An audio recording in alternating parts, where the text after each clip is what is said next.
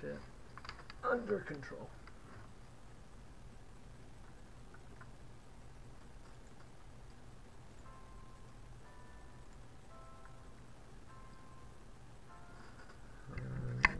Like this.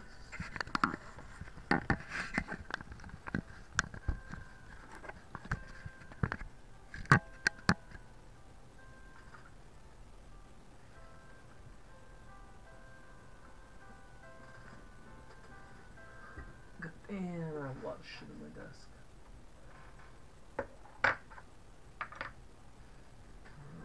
Where's that basket?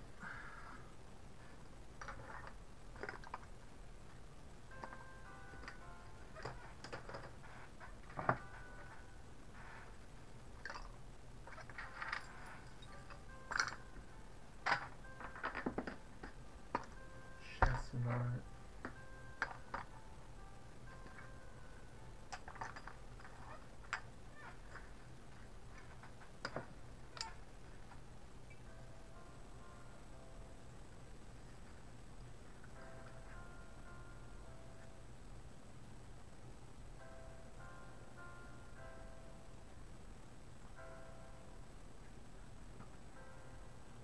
Video manager.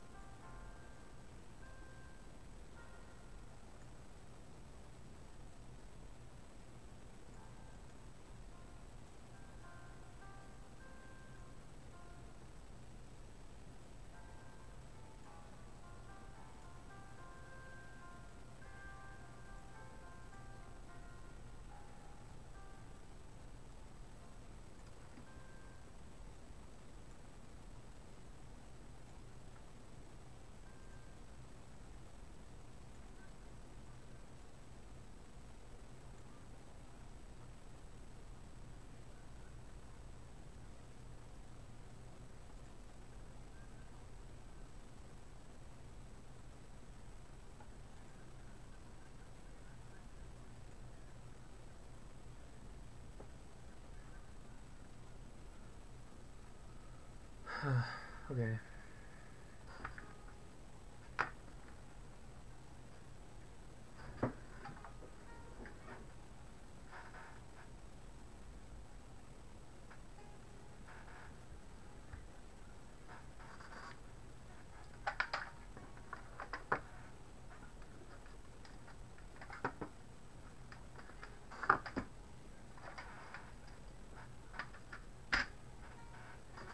So, this thing's almost done. I just have to,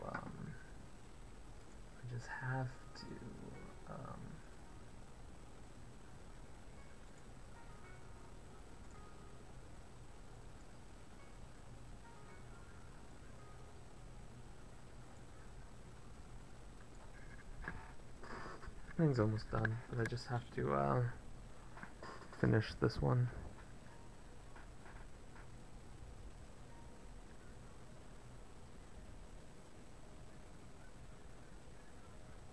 Just another profile. Well, there are a few things I kind of want to change.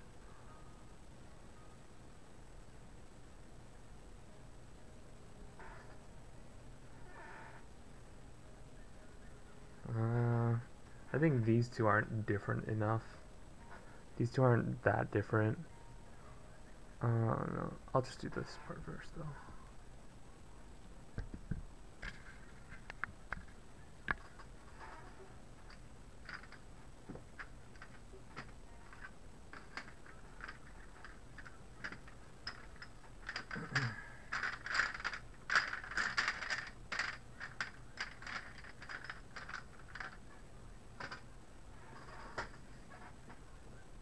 I don't remember what I was using before. I know I was using like the 6B, the sketching 6B, so this is a pencil crayon.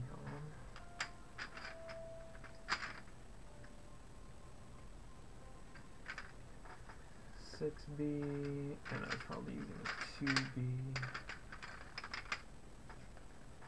6B, 2B, and I was probably also using an HB.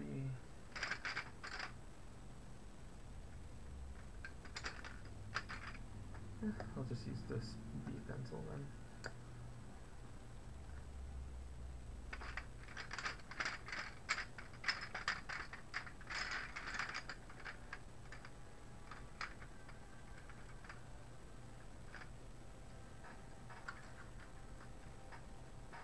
I'll use this Pentel high polymer eraser.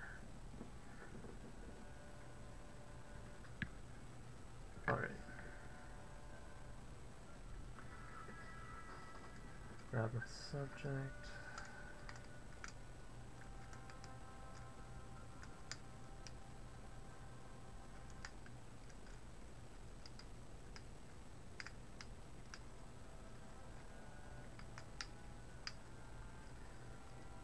I'll just set up.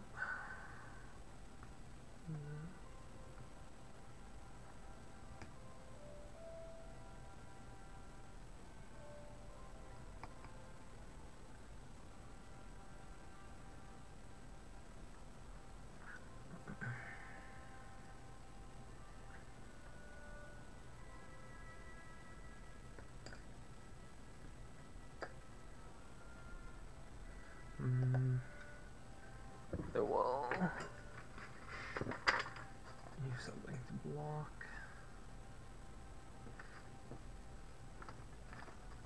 Yeah, sure, I'll use this. Health insurance.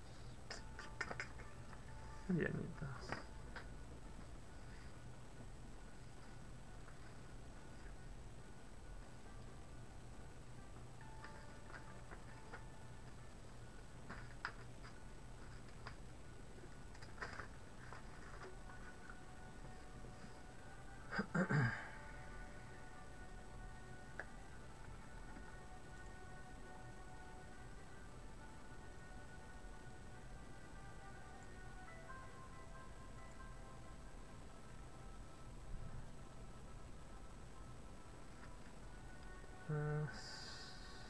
we'll start with... God, there's so much shit on my desk. What the fuck is this? Oh, I need mutable eraser, and none of the sharpeners are in where they need to be.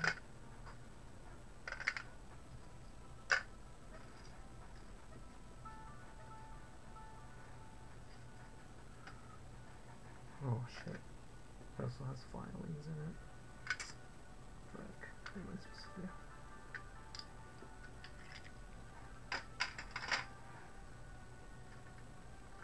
Maybe if I had a new place to put that. Tiny erasers I want to use up. Piece of chalk.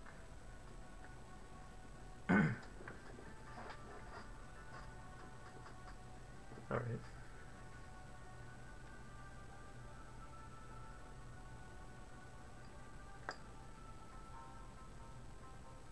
Is that readable?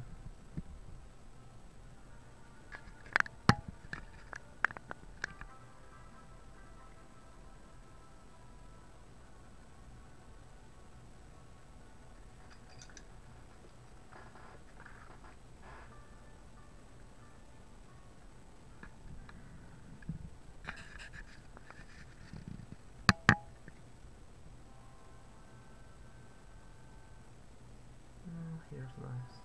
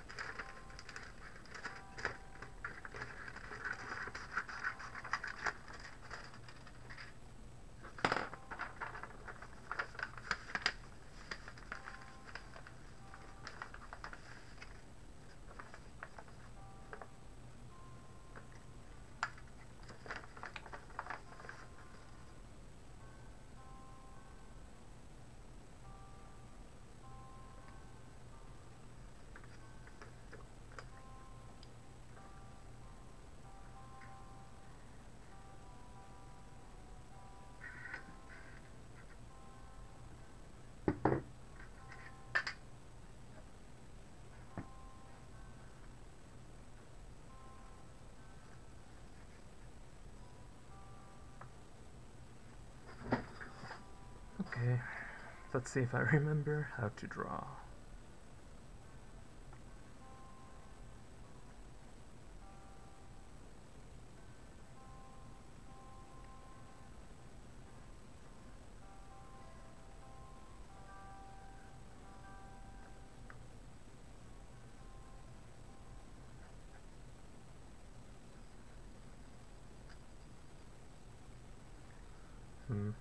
Not quite that much room here.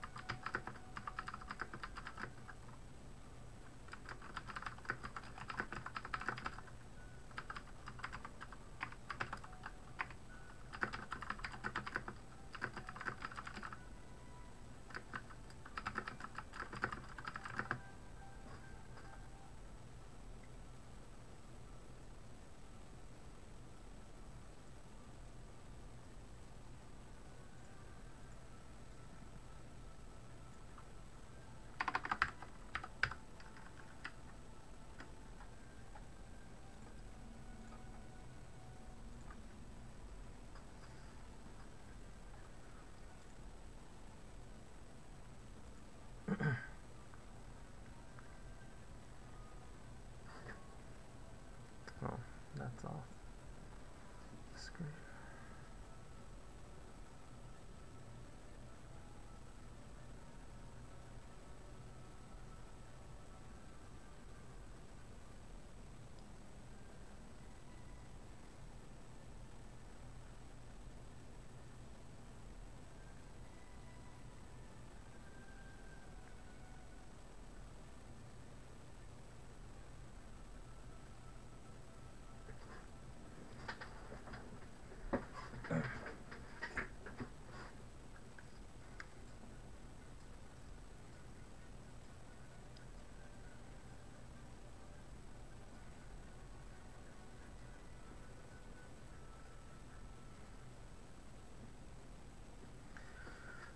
So I'm just doing a profile, which is probably one of the a profile perspective is probably one of the easier perspectives to do.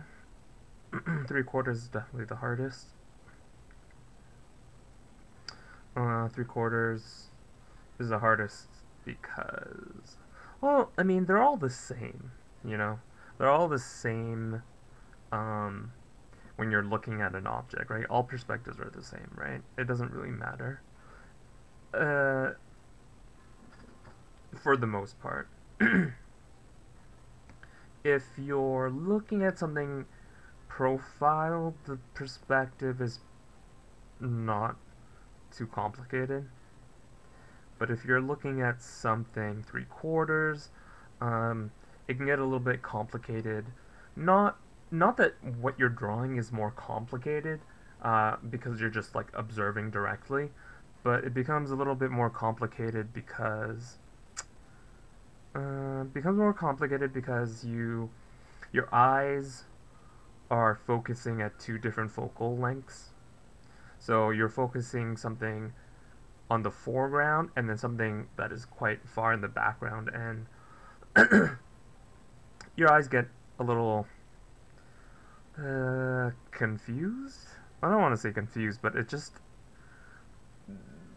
there's some dissonance between having to switch between different focal lengths. Like, okay, so the left eye is closer to me, and that left eye is in the same plane as the rest of the side of the face, and most of the thing that I'm drawing and all that's in focus. And what's on the right side of the dragon's face is further away and less in focus. And because we have stereoscopic vision, we have two eyes, so each of your eyes see different things.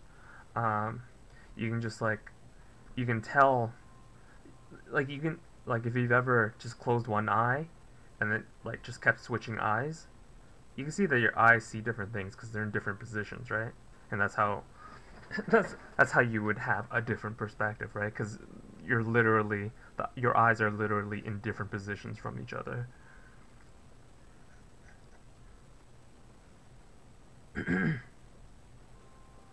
So it's in that way where you can, it's in that, it's for that reason why drawing from real life is a little bit harder than drawing from like a picture, because a picture is 2D, it's flat, you don't have any problems from having stereoscopic vision.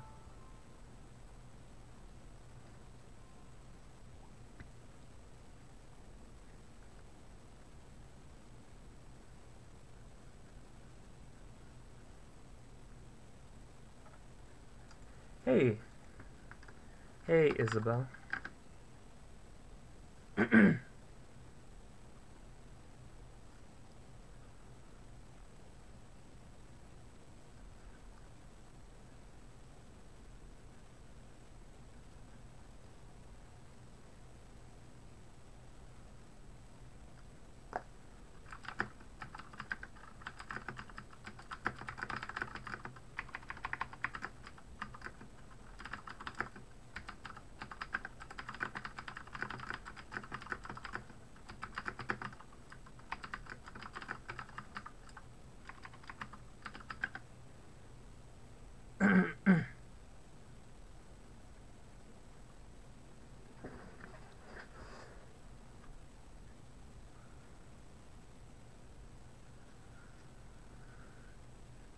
Yeah, so that's kind of the problem with drawing from real life. Well, one of the things that you can do to try to um, combat the problem of having like two eyes, having stereoscopic vision, is you can close one eye and just draw with one eye, I guess. Sort of. I don't know, like if you're having a lot of trouble, you can just close one eye and try to like it can help you look at it differently. Uh because I don't know, if I'm just observing here, my right eye wants to foreshorten this shape because it's rolling away from me, but my left eye wants to keep this shape like normal sized and not shortened, but oh, you can't see what I'm pointing at. So it's like, is this difference between the positions of your eyes that kind of confuse you, or can confuse you a little bit.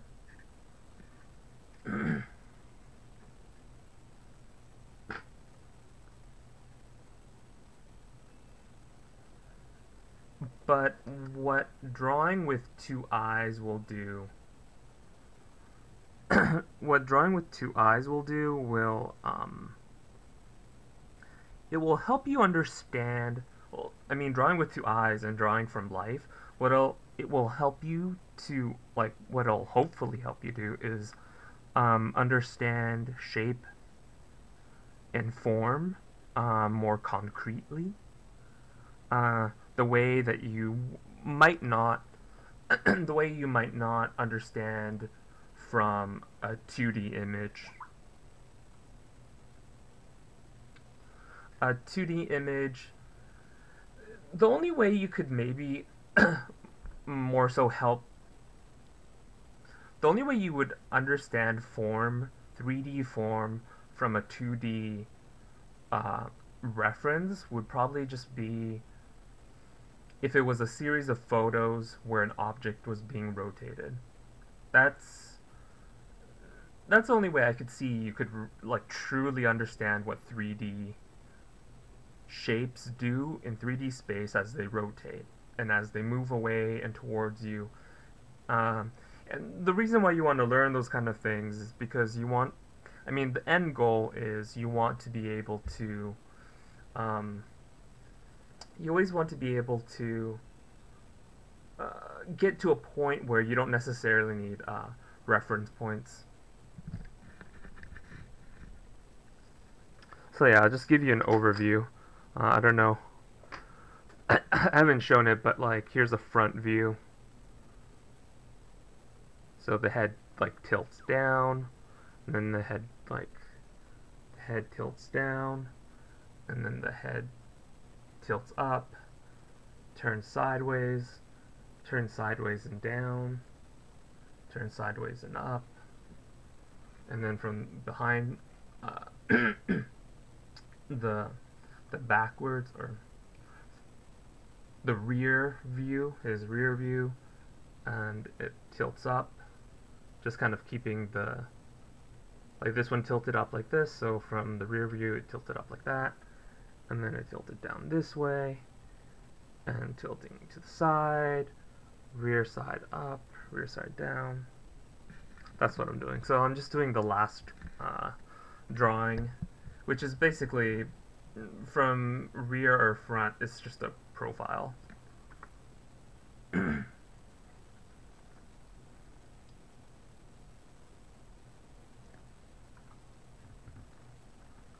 Yeah, I made the model myself.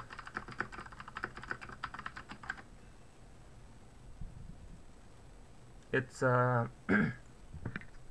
made it out of beeswax. Little dragon head.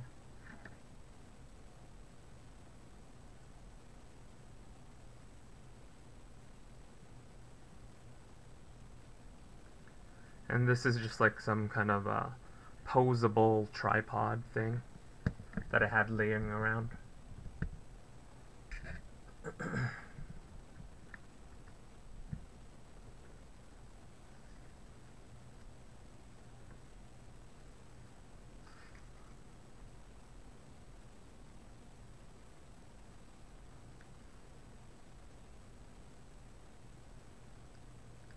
I had made this.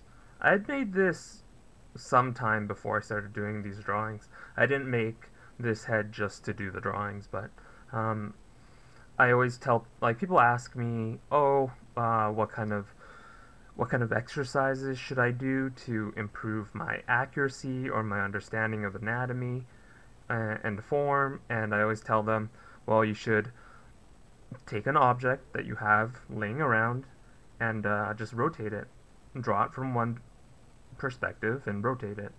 And then keep rotating it and drawing it from all these different perspectives. And, uh, and while you're doing it, really question yourself about what's going on and what's happening to the shapes and forms as they roll away from you and roll towards you. Um, so those kinds of questions that you should ask yourself, because it's one thing to just do studies, but it's the way in which you approach studies that is really important. You need to approach studies with an inquisitive mind, meaning don't just do studies just to do studies. Do studies to answer a question. Like, you want to answer a question, so that way your study has purpose and a goal, and it'll be much more focused, and you'll get a lot more out of it. um,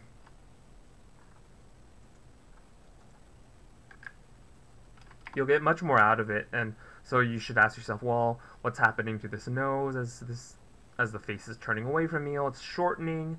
Like, as the face turns,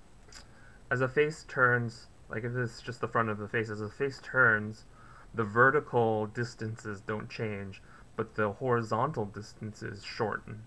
So it's the full width of the fingers apart, but as you roll, like, as they roll away from you, the distances between all these lines get shorter, and then you see the disappearing edge. But all the vertical distances are all the same. So it's all these kind of things that you need to look and understand and see how shadow helps you rotate an object. I have some professional modeling thing now, but I don't use it as much as I should. This is such a great exercise. Beeswax, I've tried it, but I find it a bit hard to model. Yeah, so man, this delay is really hard. I'm also streaming on Twitch, so I think the delay on Twitch is a little bit less.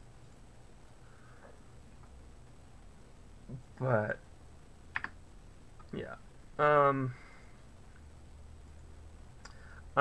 was playing around with a bit of beeswax while I was watching TV. So that's so that's why I did it. I was just watching TV, and like, for me, modeling is such an easy hey, Danish Dragon. For me, modeling is so sculpting and modeling is such a relaxing. I don't want to say easy, but it's like it's a relaxing kind of exercise, whereas drawing can be quite stressful. Because drawing, sometimes you get quite stuck while you're drawing. Like, you can just, like, really get really stuck while you're drawing. Like, what you're doing can just be super wrong, and you can get stuck and you don't really know how to make it not wrong anymore.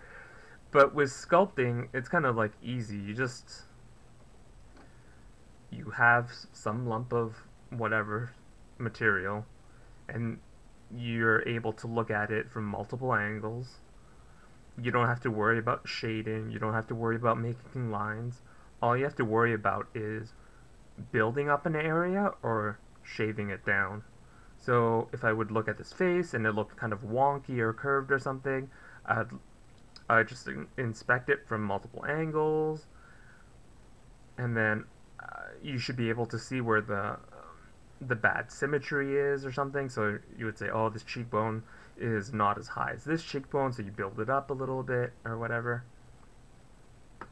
So yeah, that's why I find sculpting quite like fun. All you have to do is push and pull at the material, but drawing, you kind of have to make everything. You have to make everything. It's not just there. And that's why people like doing the erasing kind of technique where, like when they're drawing, like they'll just do something really rough. They'll do something really rough, but the main way that they draw is by erasing.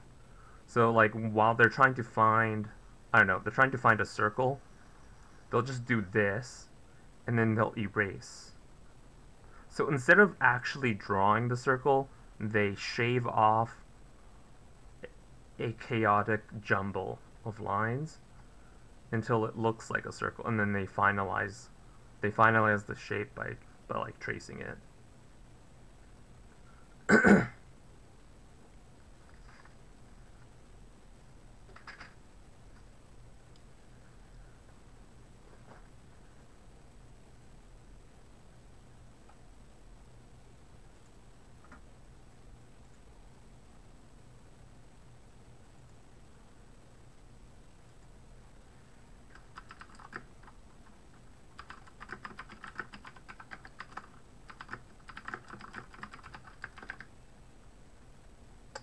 Our last session did a lot for my way of thinking, so thanks, brother. Amazing stuff.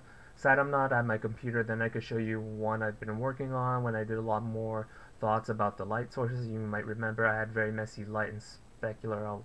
Yeah, your hand puppet dragon.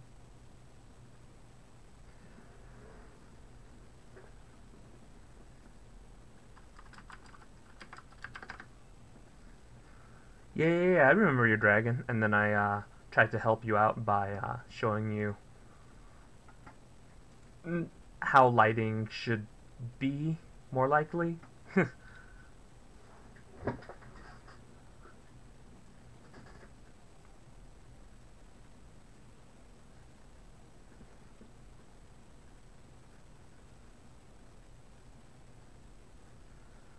And I just started streaming, and now I'm all hungry. Well, I guess I'm gonna stand and draw. The way this light's hitting the table is like creating so much glare, I can't see what I'm drawing. That's the sucky thing about drawing in graphite. The glare. So much glare. Or maybe it's just my lighting. Maybe I can do something about my lighting. Maybe like a diffused chipmunk. Hey, what's up, chipmunk? Illuminati. The Illuminati spam. Everything's Illuminati. That's one of my favorite memes. Just everyone's like, oh, Illuminati.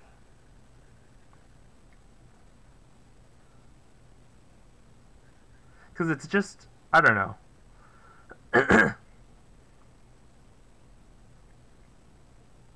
Lead out pencils? You mean lead holders? I have, let me see if this is what you mean. I have a lead holder. I have this. Or it's like a mechanical, it's a mechanical pencil.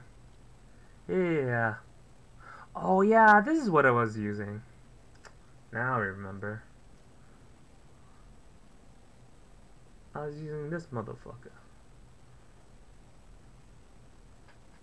Yeah, what I do with this is, sometimes, you know, you collect so many pencils from so many, different sources, right?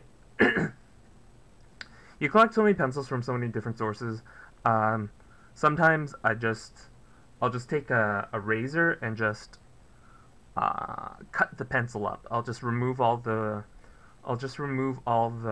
wood from that pencil.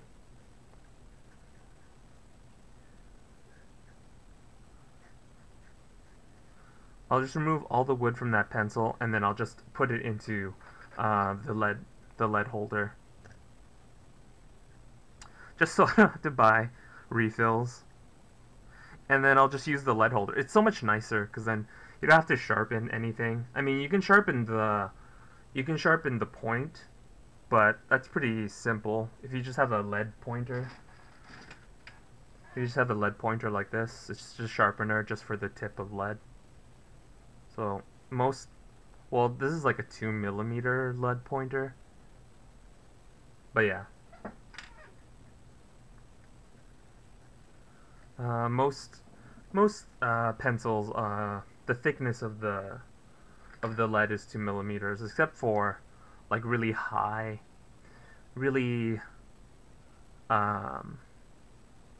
numbered B pencils. The lead tends to be thicker because the softer the lead, the thicker it needs to be, so it doesn't just like snap.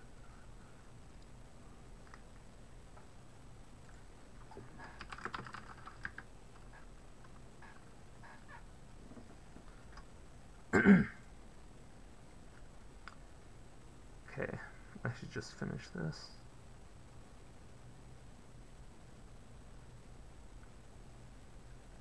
So yeah, if anybody has stuff they want me to look at, I can look at it if they want. You just need to tell me.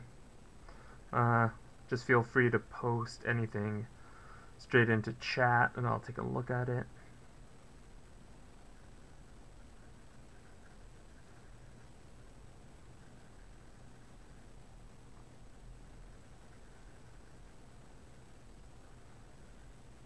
Otherwise, you can ask me about anything. You can ask me about movies. You can ask me about art. You can ask me about TV.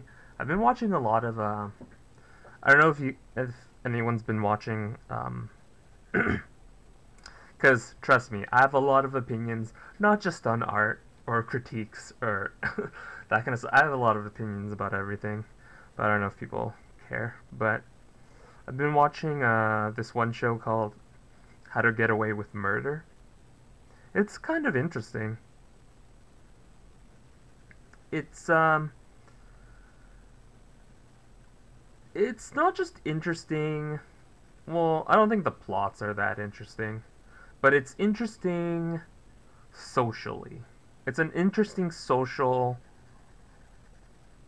TV show, meaning its subject matter and the way in which all these subject matters are treated is really interesting and unconventional. And unconventional, by unconventional I mean there's not that many white people on it, which is, I don't know, it's on like cable network, so it's kind of like interesting. I don't know, it's interesting to me.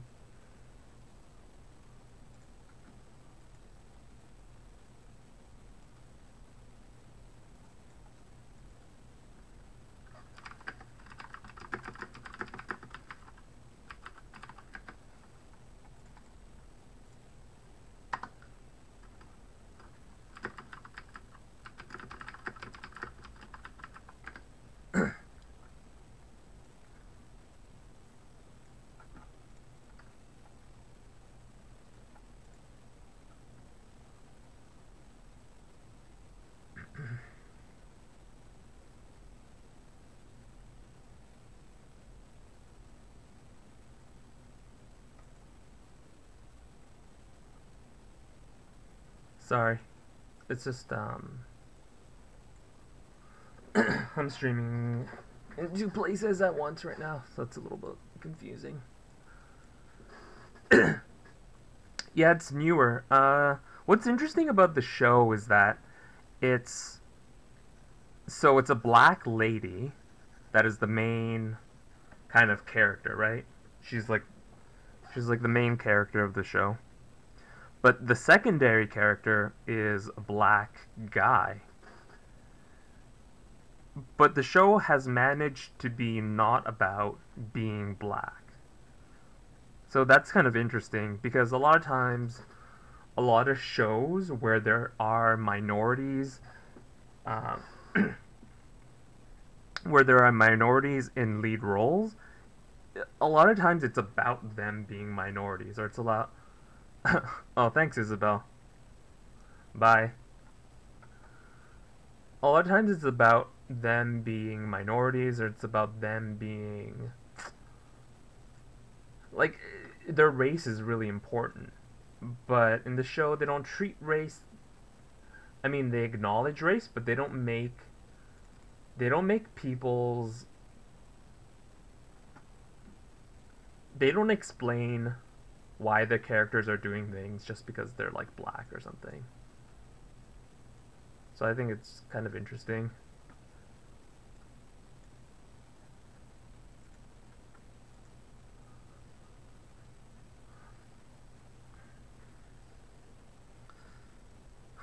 um, it's a it's like it's a drama. It's a drama, but it's kind of like a law. It's a drama and a law procedural TV show. So every episode there's going to be a new like court case that the group of people will investigate, but there's also one large like plot per season. And because everybody in the show is pretty much a lawyer, um, because everyone in the show is pretty much a lawyer, everyone's working on like the same kind of case. So, but the big plot is treated like a law case, but it also affects the characters personally. Like, I don't know, maybe one person is under investigation um, for a murder, and fuck, my voice is so weird. Yeah, it's kind of like that. But CSI and Law and Order are TV shows that are much more serial, meaning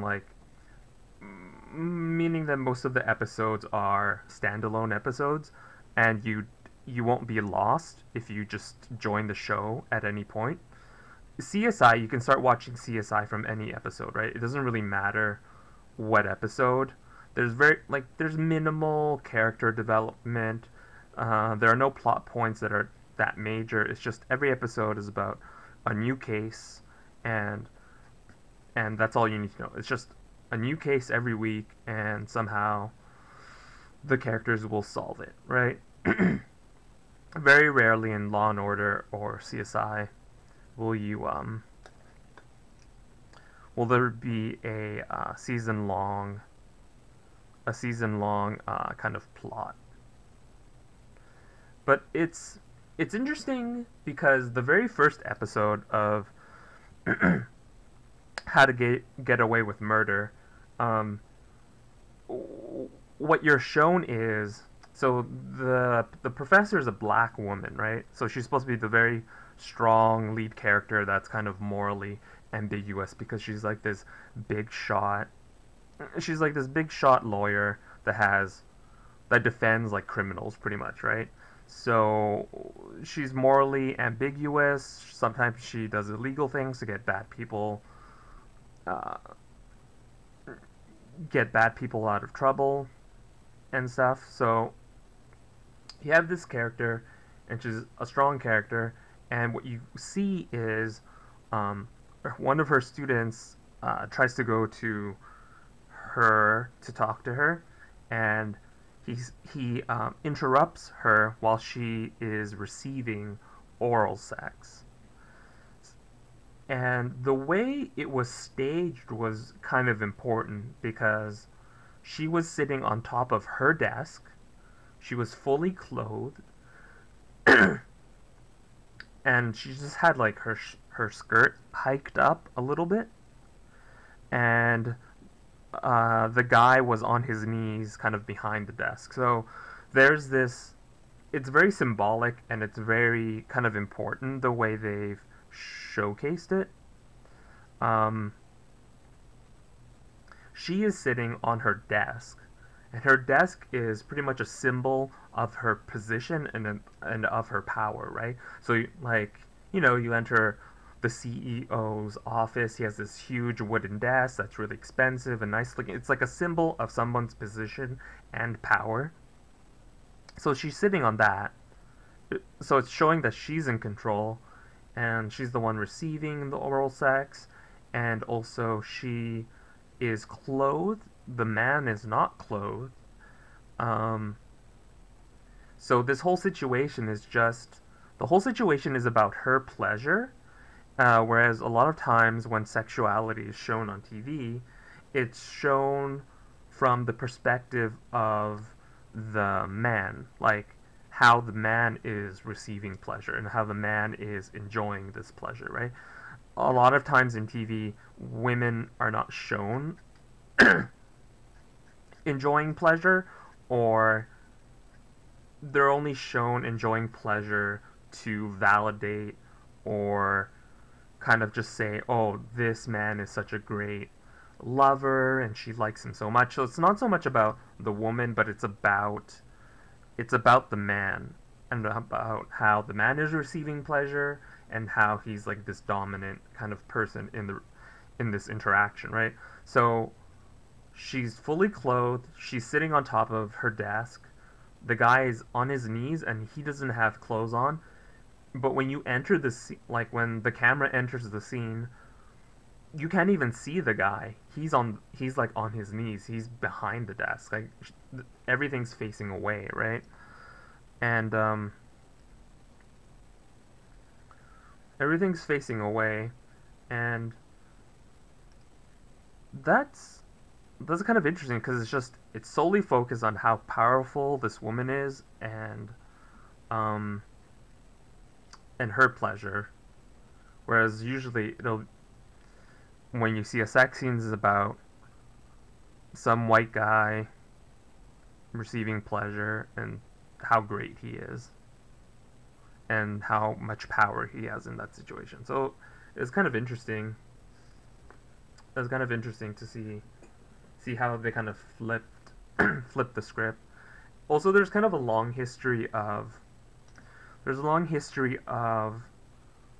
making female sexuality bad and male sexuality like positive or like a great thing, right? So it's just like the typical slut shaming, right? Oh, when a woman has sex, she's a slut, but when a man has sex, it's like great, like good job. That's what you're supposed to do.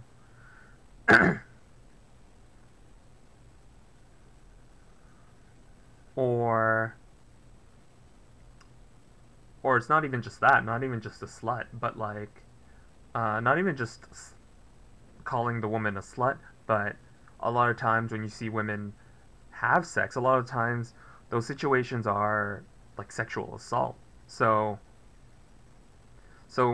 the majority of portrayals of women having sex in media on TV is basically women getting assaulted, women as a way for them to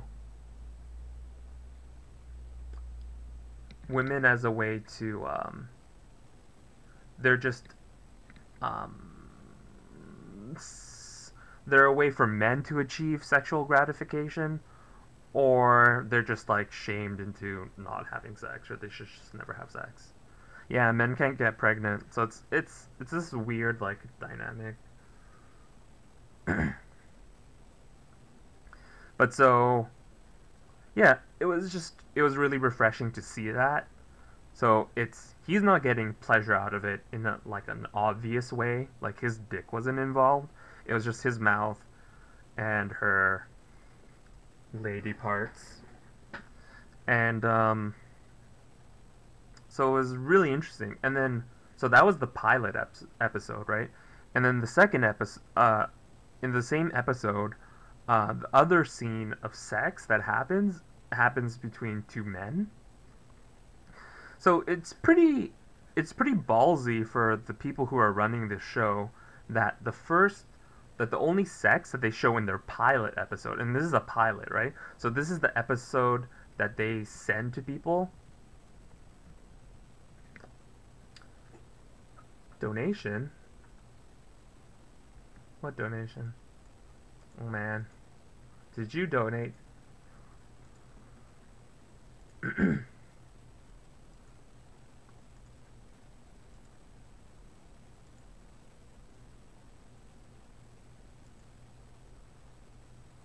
Holy shit, you donated $30?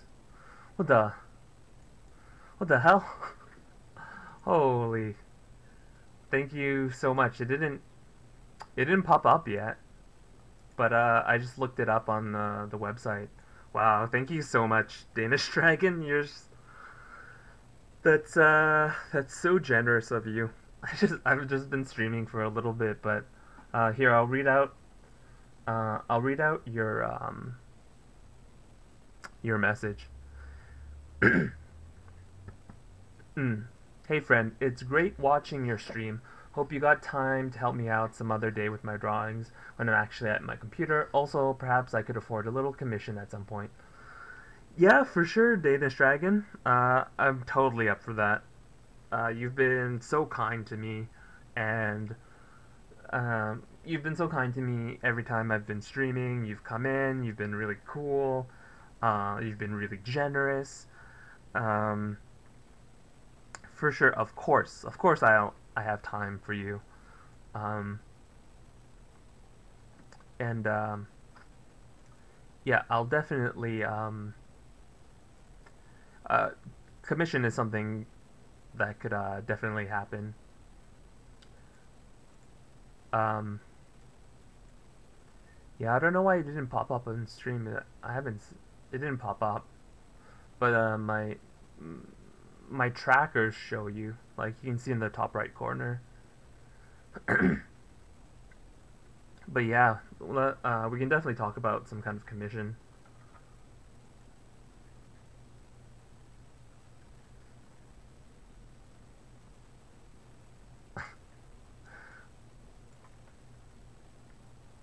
Well, that's that's my hope. That's my hope that I give a lot. I try to. It did pop up. I mean that's my hope, right? I try to give. I try to give a lot of.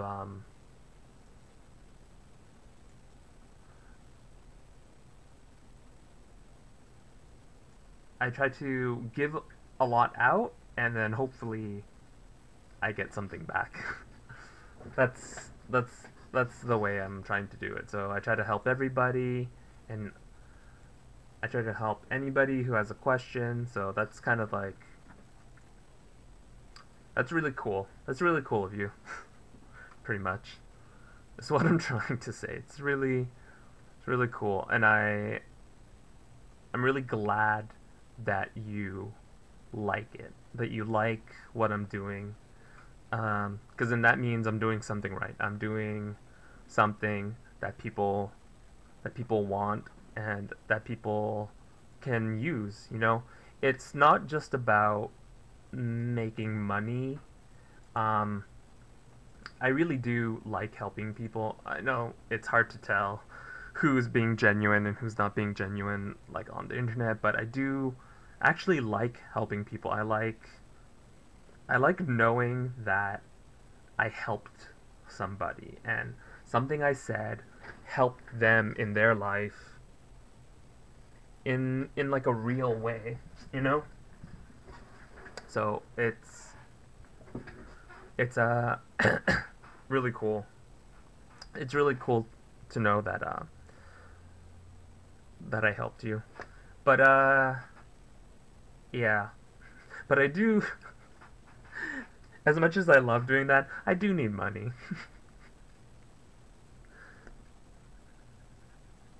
But yeah.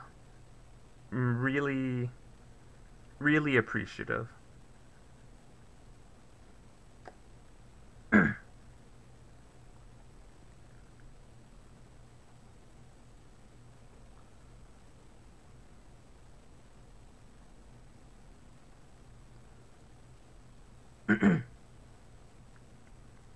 Oh, I wish my throat wasn't so Weird. I was talking too much yesterday. My throat's all gravelly.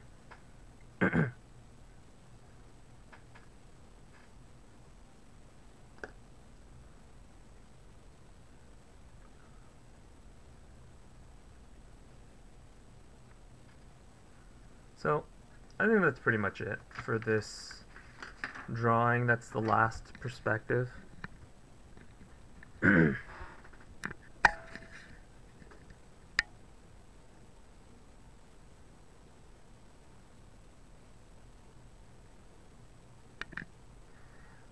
The only things I would change a little bit is like maybe these two. These two are a bit too similar. Maybe I should make this one a bit more, make the change more extreme here. And these ones are a little bit similar. But the idea of doing studies is not necessarily to do it perfectly or to like redo things over and over again in this one drawing over and over again to make it perfect. The point of studies is to do them, to note what you've done wrong or what you think you could improve on, and then for the next one, implement it. So I've fallen into this trap myself where you work on a drawing and you work on it forever and you never move on, right? So you keep editing one image over and over again and just like rehashing it and just fiddling with it. Don't do that. Do that to a point. Like fix your stuff a little bit, but you know, do a drawing. Like if this is just like a drawing for practice, just do a drawing. Do it as good as you can. Don't spend, I would say, more than 10 hours on something maybe. Like that's a long time to spend on something. Because one, if you spend too much time on it, you're gonna resent it and you're gonna start to not be inspired. You're not gonna like it anymore. It's gonna like that image is gonna become a symbol of frustration to you. And yeah, a chipped monk. You can get too attached to drawings, and that's not the aim. You need to remain experimental with your art, and not become too attached to it. And if you are becoming really attached to every drawing, that means you're not drawing very much. Well, money is a bonus and is an assurance that my words are what they are. Haha. But if I were to buy a course here in DK in Denmark, I guess, it would run up in a lot more money, and plus you give me motivation. Plus, you don't sugarcoat my drawings. I get the information I need to become better. Yeah, that's the thing I try to do, Danish. I not to say that there isn't not to say that there isn't something good about complimenting people, but I've seen a lot of other streamers and they say, "Oh yeah, I'll do a critique," and what they really do is they just flatter people, you know? They just flatter people, and I don't think it's that helpful just to flatter somebody. And when I do critiques, I take my time. I really aim to help a person, so when I mean I take my time, I do like 20 minutes or something, at least. At the very minimum, I talk about their painting for 20 minutes and look at it for 20 minutes. Yeah. Also, I think complimenting somebody's drawing that's maybe so a beginner will submit a photo to me and maybe it's not so good. Maybe it's very beginner, you know, everyone starts somewhere. It's fine to be a beginner, right? Um, and it's a very like amateur kind of drawing, so I think it's kind of insulting to that person to only compliment it, you know? Because um, I don't treat I feel like I don't want to treat my viewers like idiots. I think they know when I'm being condescending. So if someone drew if someone just drew a little drawing,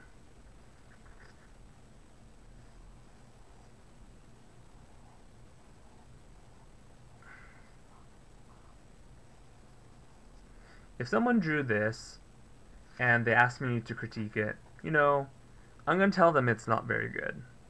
Um, I'm gonna ask their intentions of what they were doing. Maybe they just wanted it to look cartoony, but if they said I was trying to do this drawing in a realistic way, it's not so realistic. It's missing its ears. It doesn't have eyebrows. So, like, not only was it not rendered in a realistic manner, but they've completely forgotten facial features that a person has. So, it's quite beginner, and I guess you could equate beginner with bad. Like, if I'm a beginner at basketball and I'm trying to shoot the basketball into the hoop and I miss, that's a bad shot, right? Like, bad and beginner is kind of synonymous, right? So, so it's a quite amateur, bad drawing. Um, and some streamers will try to say, oh, how happy, I really like how happy this character looks, or I really like, um, mm, I really like the attempt.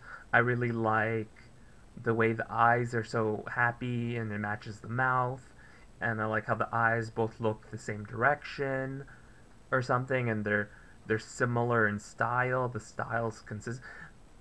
Those are compliments that are kind of BS. They're kind of BS, right? Because this person uh, wants to draw a realistic drawing, and this is really far from that, right?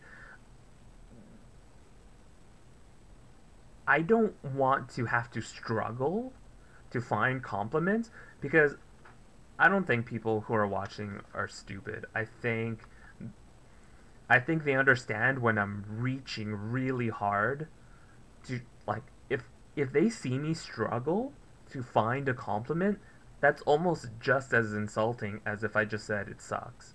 Because you watching me struggle to find a compliment means I'm struggling to find a compliment. It means there's nothing I see that's good about it that jumps out immediately.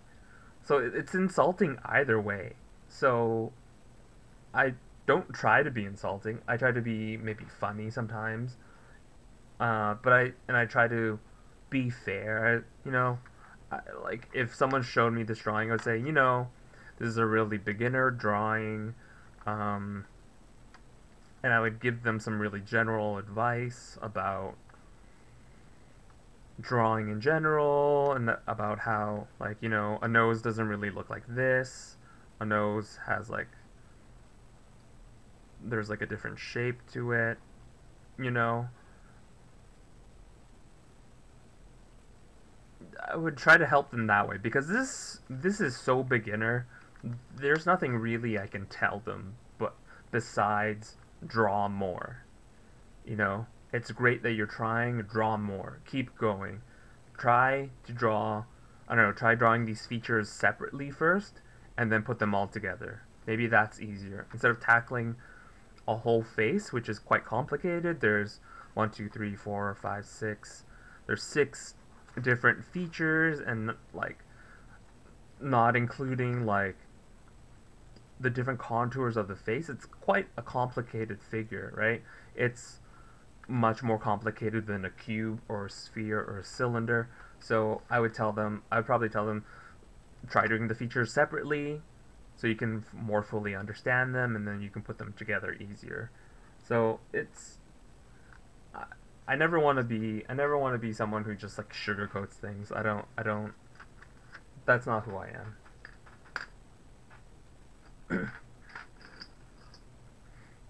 It kind of looks like Bart Simpson.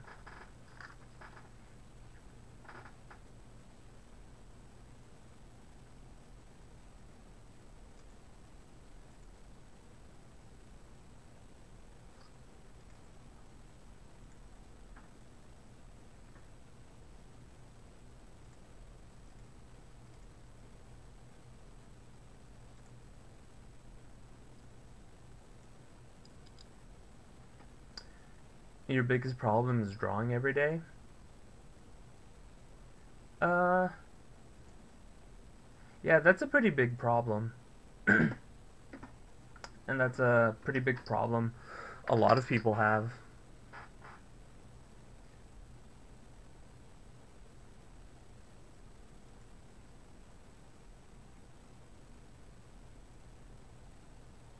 Oh, you're like doing a story together. That's difficult, you know. That's pretty difficult. That's not an easy thing.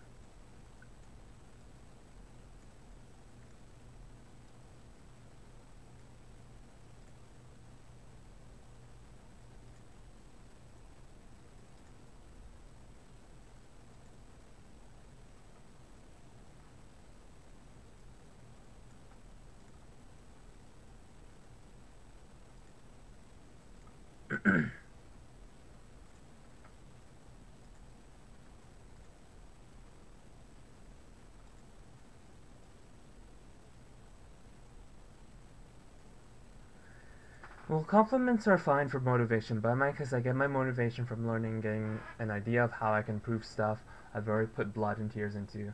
Because sometimes it feels like I don't know how to improve, even though I can see what I'm doing wrong. So sometimes I just need a method of how to do it right, and that's the good thing about you. You show how I can tackle my problem.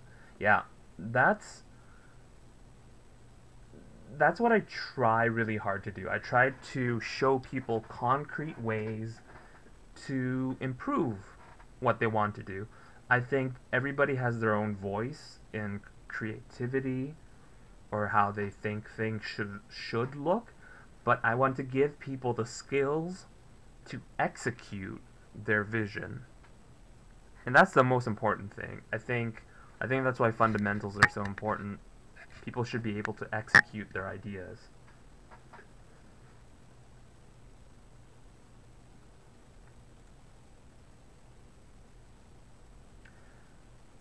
They keep failing to deliver on the writing part, so I spend like 40 plus hours on 20 pieces. And now I'm being emo, like why bother? Mm, you know, I understand that. Um, I think motivation is a large problem for everybody, you know? It's a big it's a big problem for most people. You know, motivation. How do you be motivated?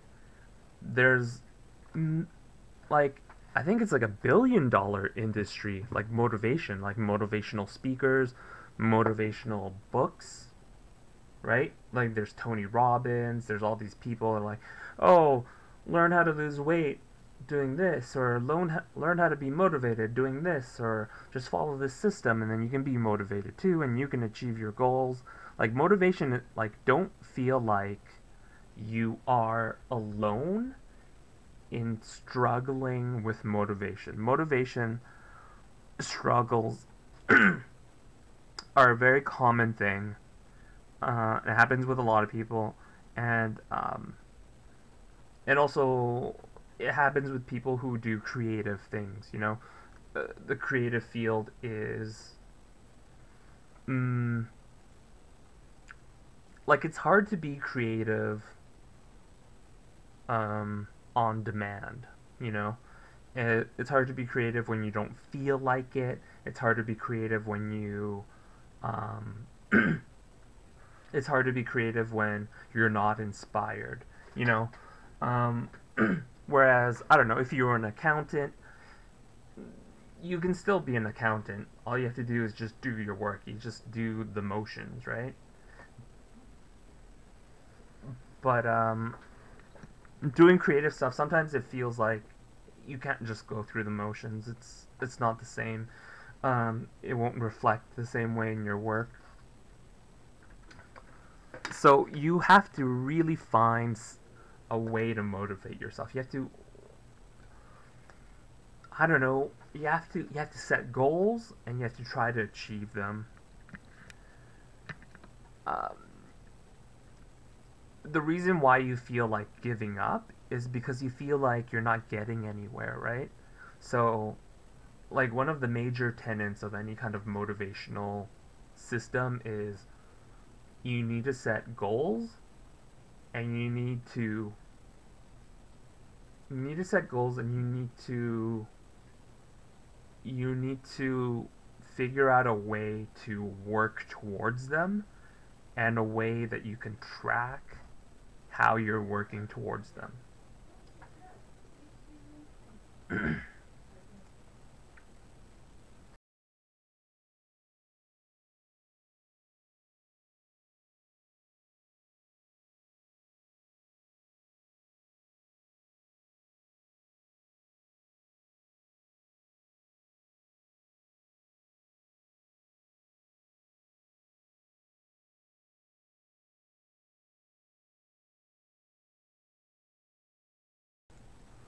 So, so uh, for an example, um, say say you want to lose weight. Um, there are ways to track your progress that will make you stay motivated, right? So, one way is you could track how much you weigh, but that's not a very good way to track changing your body. Like, when people say they want to lose weight, they want to change how their body looks, right? Not so much how much they weigh. People don't care how much they weigh, they care about how they look, right? So, but in a lot of people's minds is how much they weigh. So, weighing yourself can be kind of one way of doing it. Another way is measuring your body parts, like measuring how big your arms, your chest, your waist, your legs are, measuring how big those things are, and if your goal is to get slimmer, then you can measure yourself later on after you've been exercising for a month. You could see, oh, my legs got smaller, my waist got smaller, my arms got smaller, or something. And also, like, taking pictures. Taking pictures will motivate you because, sure, you can say, oh, I lost 1 inch off my thighs, but when you show a before and after picture of, like, oh yeah, I can see an actual difference, that will make you feel motivated and makes you want to stick with it, right?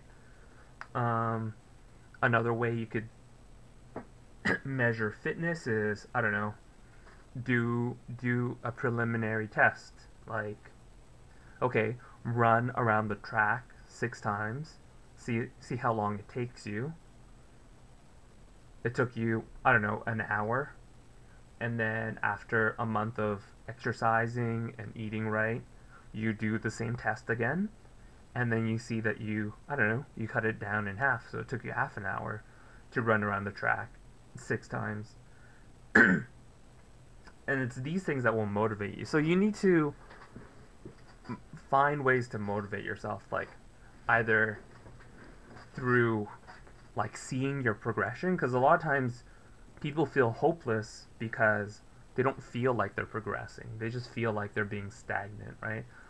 That's why people get frustrated. They don't know how to get better. They don't know how to get to the next level. That's what frustrates people. So, track your progression, and then also find some goals. Find some find a goal where you want to get to, like the big goal, right? You have to have goals, right?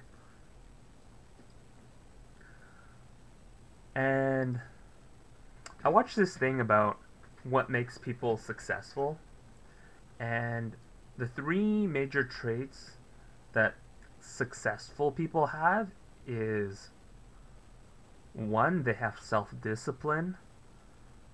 Two, they think they're special. Like, they think they believe in themselves, pretty much. Like, they think they're special. And then three, they are insecure about how people perceive them. So thinking you're special, like believing in yourself, but also feeling the need to prove yourself, like those in combination will give you drive and motivation. And then you have the drive, but then you also have to have the self-discipline to like follow through on your motivation.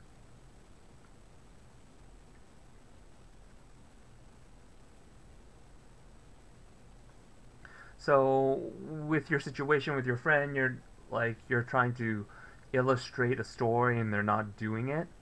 You know, I can see how that's really frustrating. Maybe you just stop doing that. If it's really bumming you out, stop working with them. Just move on. Move on and do things that make you feel good and make you feel like you want to keep working. Don't let other people's problems drag you down like that. So instead of thinking about, oh, I wasted. A lot of times it's about perspective. Don't think about it like, oh, I wasted all this time doing these drawings for this comic book that's never going to happen. Think about it as just practice. Well, you did a practice. It was practice. It's good practice. You did illustrations with a story in mind. That's really good practice. A lot of people might not be able to draw things for something specific, right? Like, I don't know, some people can only draw dragons and that's all they could do, and they don't know how to like use their skills to achieve somebody else's vision, right? And if you're going to become a creative professional in any way, you're going to have to sometimes, unless you become really successful making your own, I don't know, comic book, web comic or something, you're going to have to be able to execute other people's ideas using your skills. So, like, that person wrote a story and then you're drawing the pictures that fit that story. That's a good exercise to do. That'll help you when, I don't know, when someone who actually does, I don't know, when someone who's actually paying you wants you to draw a comic for them and they're writing the story. Like, I don't know, if you work for a comic book studio like Marvel or something, or DC, they're going to hand you a story and you're going to have to draw, like, illustrate the story, right? So it's good practice. Like, don't think of it as wasted time, you know? Because that'll bum you out really hard. And I'm not even trying to say, oh, silver lining. Oh, like, I'm not trying to, like, trick you or something, but it actually is good practice. Like, it actually is good practice. I'm not just, like, saying, oh, uh, I'm not trying to find the good in the bad. I'm not just trying to find the good thing that happened in the bad. It's just like, it literally is good practice. I'm not saying like, oh, your dog died, and then I'm just coming, like, if your dog died, I'm not just coming by and saying, oh, at least you don't have to take it out for walks anymore. That's not what I'm doing. I'm like it's actually good practice, and it's a skill you need to work on anyways.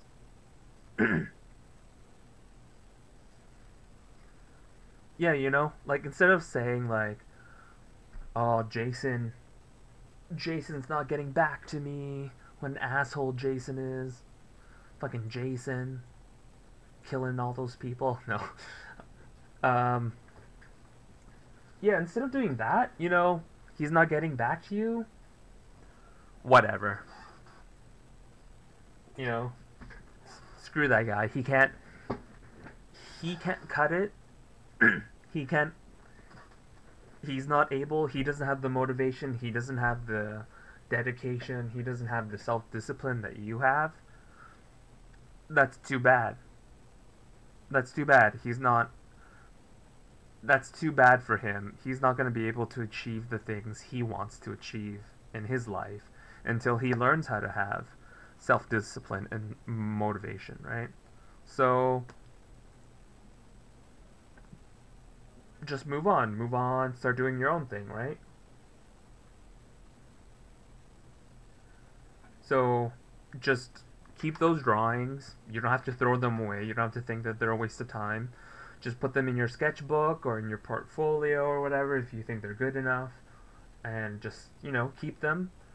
You can keep them. You can look at them in many ways. You can look at them as like where you came from. So the way you laid out the page, that's what you could do today. That's what you were able to do October 2015, right? But keep working on your skills, keep working on your composition, and then later on, I don't know, 2016, May 2016, you do another comic book thing, layout, and do a bunch of spreads, and then you'll be happy that you have something to compare it to, and you can see how far you've progressed. You're like, oh, look, all my figure gestures are much more exciting. They have more energy. The weight is more correct. Uh, People don't look stiff. The way I did the composition is better. Um, it's that always helps having a baseline to compare how much you've progressed. Sorry, didn't follow. My motivation is really low, especially due to my recent depression. But actually, getting my life together and get a positive mind made me enjoy the little things in doing artsy stuff. Sometimes it's a matter of mind. Yeah, it's hard to stay motivated if the rest of your life is falling apart. That's totally true as well.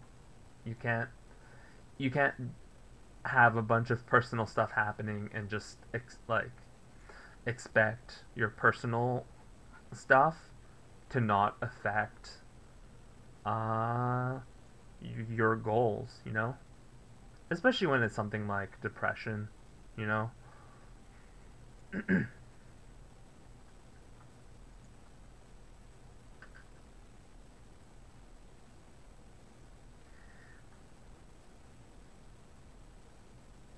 But I don't know, sometimes stuff like that where it's like, oh man,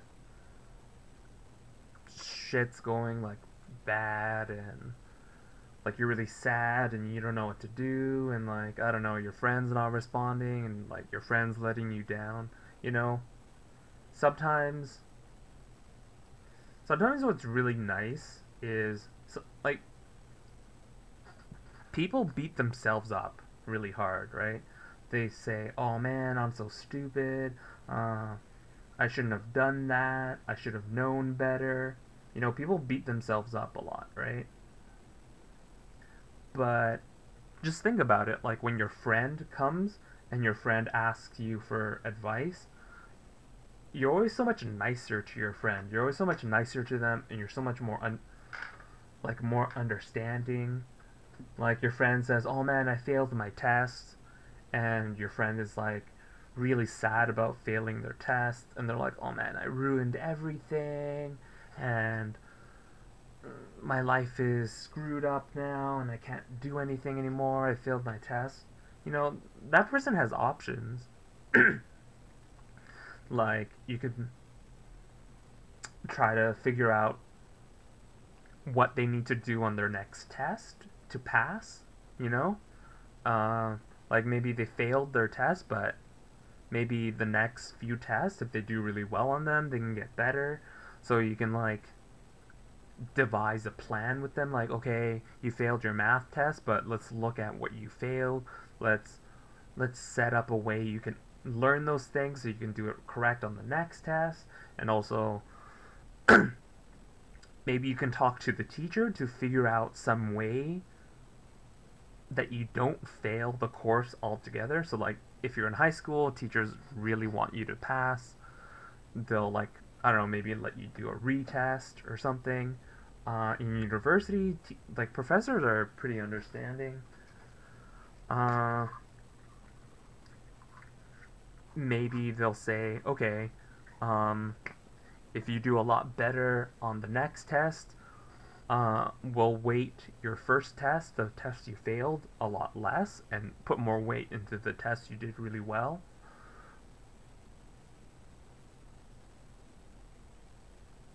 You know, there's a lot of when you're more emotionally distant from the problem, the easier it is for you to think about it in a critical and kind of logical way.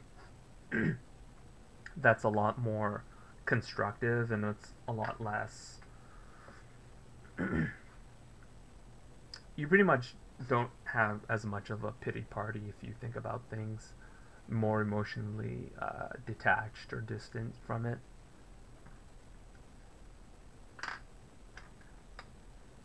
Actually, being in harmony with myself has really increased my skill as well, due to me being a lot more patient. But yeah, I hope you get your motivation cooking, Mr. Chipmunk.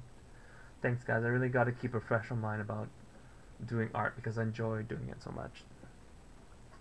Yeah, that would be the worst thing, Chipmunk, if these things that are happening to you would make you. It would make something you enjoy so much and turn it into a chore. That's the worst thing, right?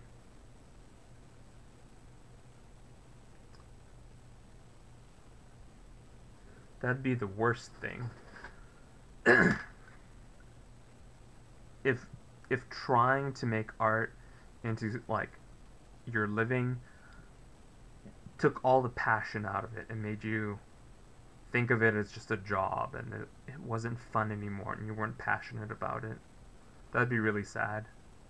Because you can get a job doing anything. There's so many ways you can make money, right? But there are so few ways in life that people find to make themselves happy, right? There are so few things that make people happy. And like those things are different for everybody, right? But each person only has like a few things that really make them really happy and make them feel really passionate. So it'd be really sad for you to lose your passion and enjoyment out of art because you tried to turn it into a job. And there are a lot of people who like have done that, you know? Art was not fun anymore for them and it just became this job. And that's really sad and their quality of life suffers. Like money's great, but there's a lot of ways you can make money. There's a lot of ways you can make money and be unhappy while you do it. But at least if I don't know, if you were being a janitor or something and you did art on your own time, you would still be happy because you'd be doing art in your spare time, in your free time when you went home, and you'd be happy because it'd be fulfilling. But if you made art your job and then because it's your job it became not fun, then what are you left? You're left with nothing. Sure, you're getting money, but then you're not happy anymore. And isn't that like beyond just being poor and not being able to take care of yourself? Isn't that what people think getting money will get them? That getting money will bring them enjoyment, it'll bring them happiness.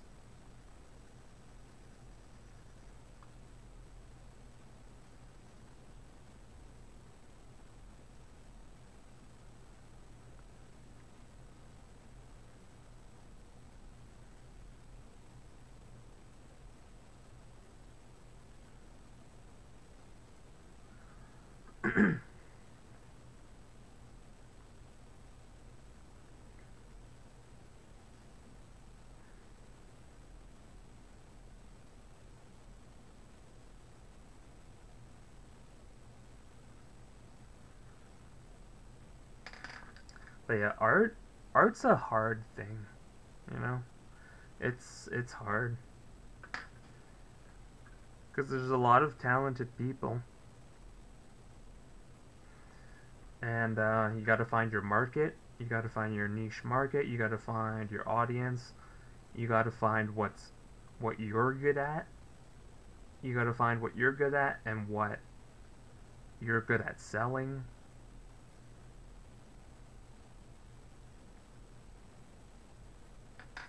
It's hard.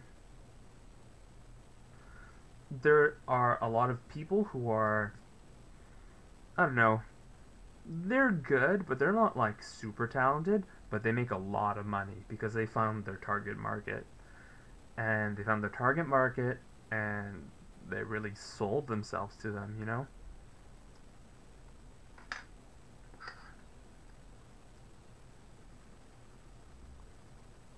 So, even if you want to make a living out of art, you don't necessarily have to be the best, you know? Especially with the internet, it's way easier now, more than ever, to find your market, you know? The market you'll do well in, the market you enjoy. Because before, how did people used to sell their art? They used to sell their art through like galleries, right? And that was such a kind of like a limiting way to sell your art, right? You had to impress gallery owners and they had to agree to carry your art, right? They had to agree to show your art in their galleries. And you know, everyone has different opinions and tastes, and I don't know, all of this like anime stuff might not go in a gallery, but there's still a huge market for anime, you know. So you might you might see like, oh, this person's so much better than me. And you might think, oh man, I'm never gonna be as good as them. Maybe you don't need to be as good as them. Maybe you're good in a different way, but also maybe you don't even need to be good in a different way. Maybe you just need to be sell yourself better than they know how to sell themselves, or maybe I don't know, person A, like Billy, might be like super good, but he's not dedicated to doing it and to selling his art.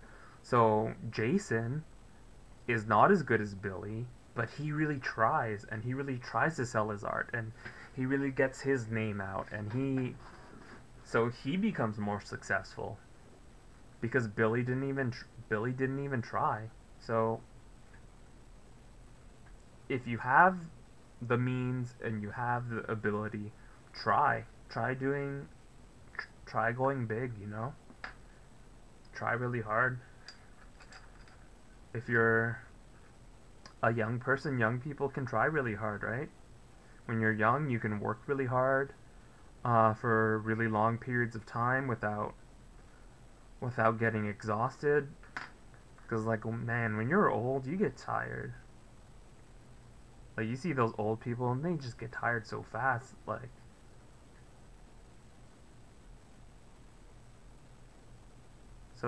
and, like, older people get sick easier. So, if they work too much, they get sick and stuff. So, take advantage of being young. Take advantage that you don't get sick very much. You're healthy, and you can work hard, and you have all this motivation. That's such an advantage to being young.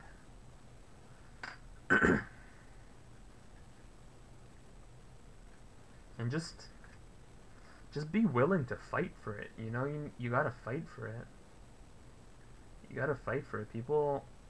A lot of people are trying to do, like, whatever you're trying to do, a lot of people are trying to do it too. You gotta fight for it. As much as, like, as much as it is about your own merit, it's a competition. You have to fight for it, you know? Like all these singers and stuff, they need to fight. It's a competition. They need to fight each other, right?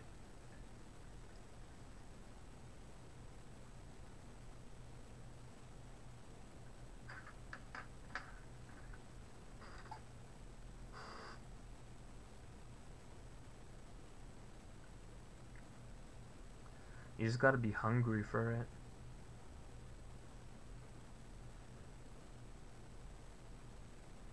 And being hungry for stuff, sometimes that means sacrifice. You have to sacrifice to do things. And sacrificing to do stuff is, it's not easy. It's not easy sacrificing, you know? It's not easy saying, "Oh, I can't go see the movies with you guys because I need to draw. I need to I need to learn how to draw faces." You know, it's not easy doing that because you do want to have fun. You like people do want to have it all, right? They want to be able to do everything, right?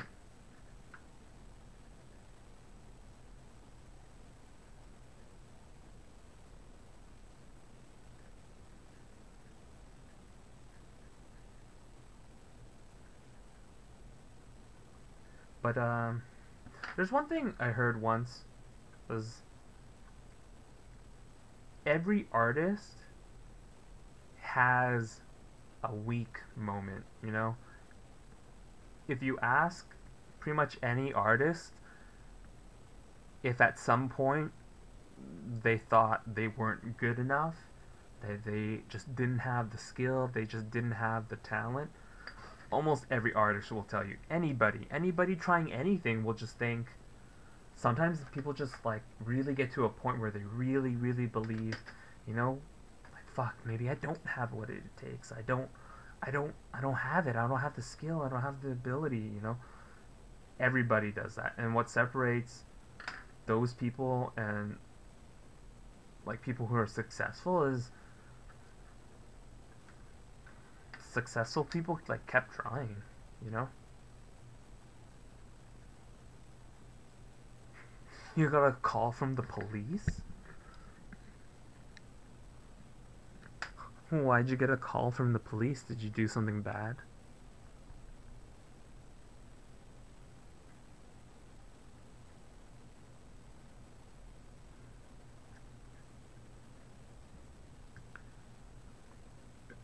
Are you being investigated?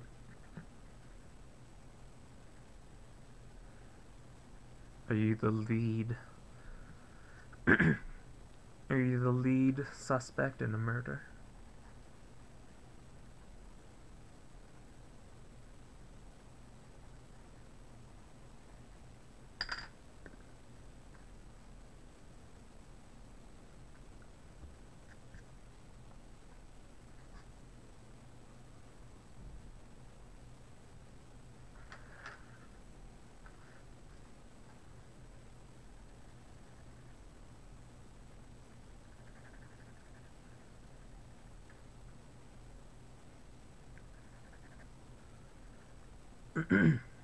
But yeah, sorry.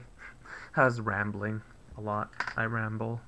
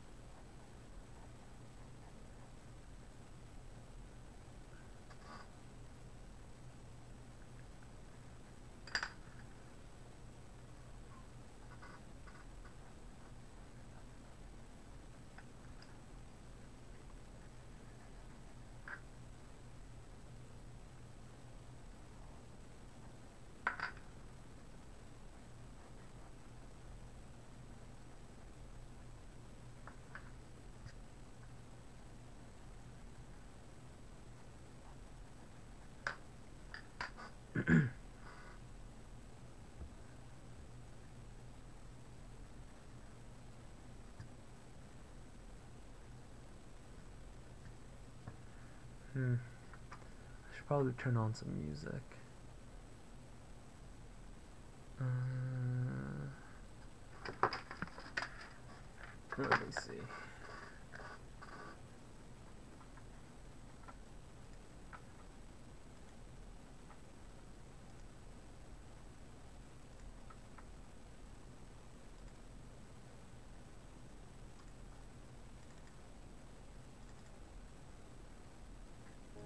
Mama said, you're a pretty girl, what's in your head?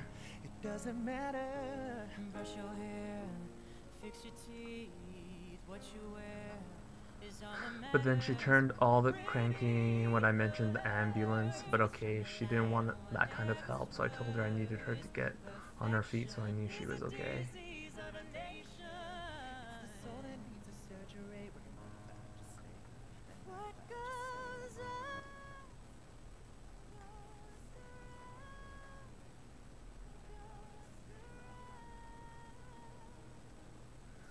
What? What's going on?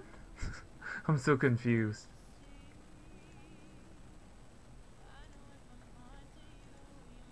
What, are you the police? Someone called you? Wait, are you a doctor or are you a ambulance? Like, are you a paramedic or something?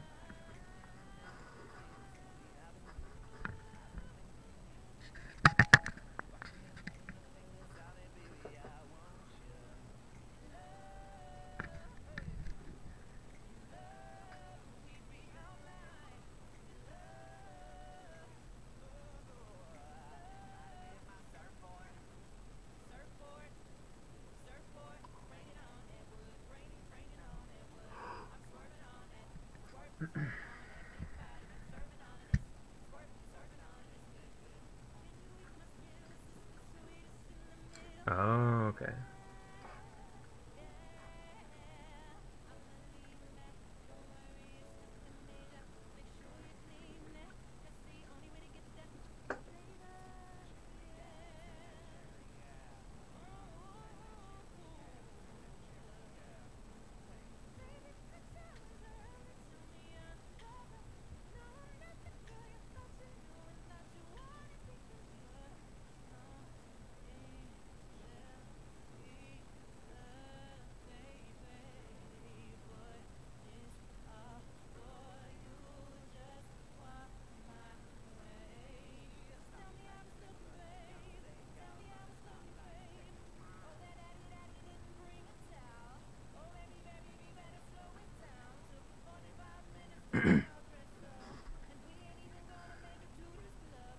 But her shoulder hurt, and then I mentioned again an ambulance could be called.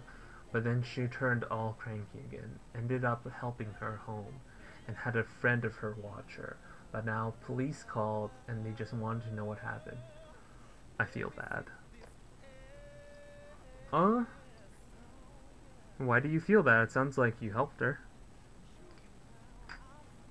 Sounds like you helped her. It sounds like you did your best helping a person who didn't want help.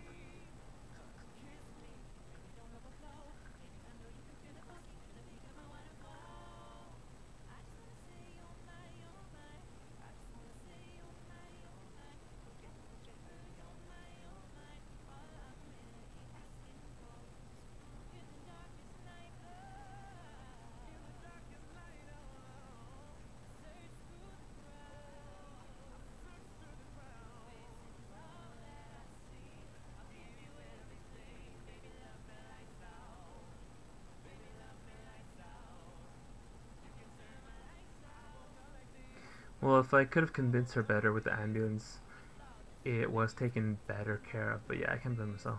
Yeah, I mean, isn't that the thing about being in medicine? You can't help people who don't want help, right? You can't force medical procedures on people when they refuse. So you did your best. You explained the situation to that person as best you could, and they ultimately had to choose whether or not they wanted medical attention, right?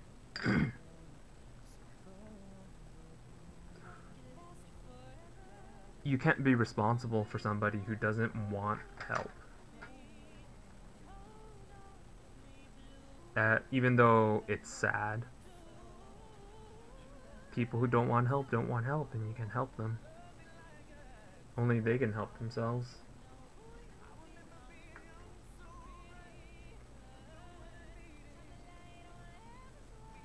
But yeah, it, but that's still very kind of you that you want to help these people.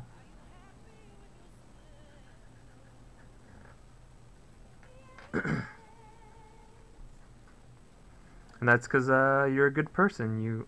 You're very compassionate. You're very compassionate, and you want to help people. That's that's very admirable. That's a great quality to have. Well, I mean, it's nice that you care.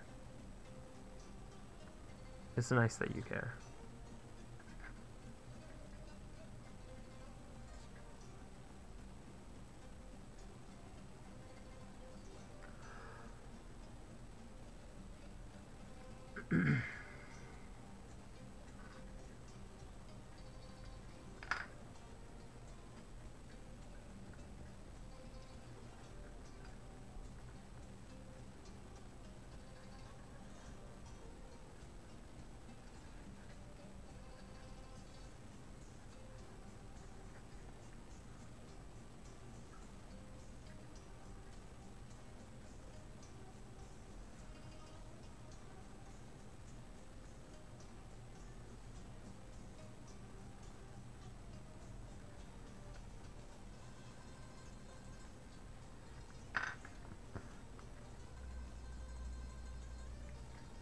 Sea giants?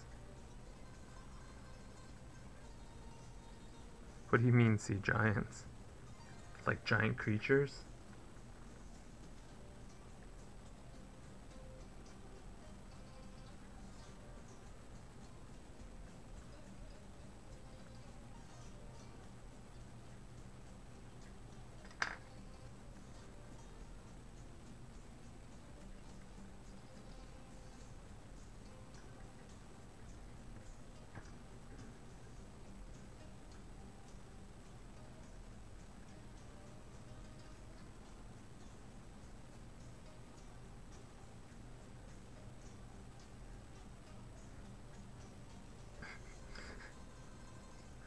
Odin, Odin killed them all with lightning bolts. Isn't that the story?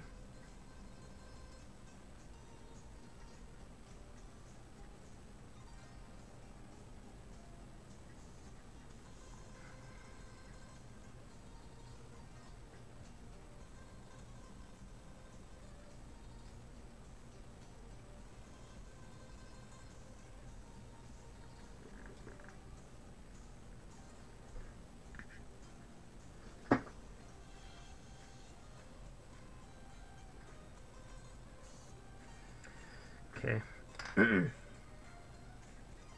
I need to get some water. You can hear my voice is a little hoarse.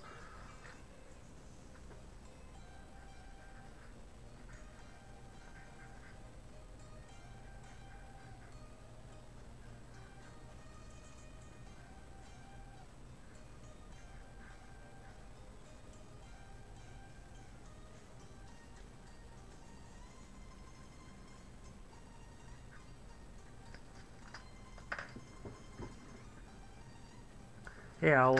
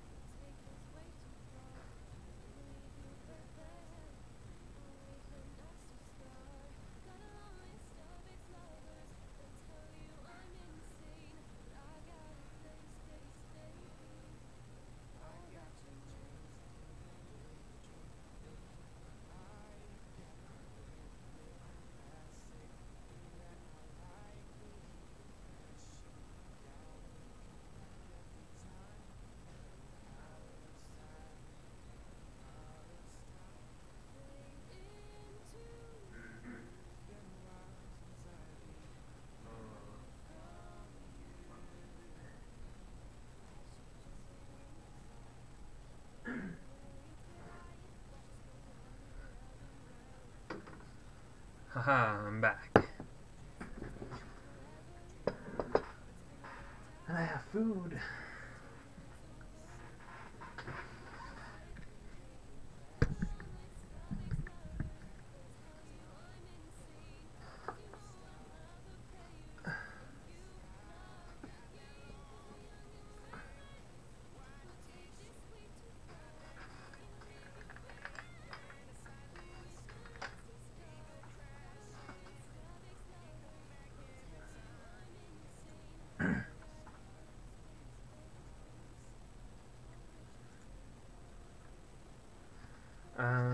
For those of you who don't know, I'm from Canada, so it was Thanksgiving yesterday, so I have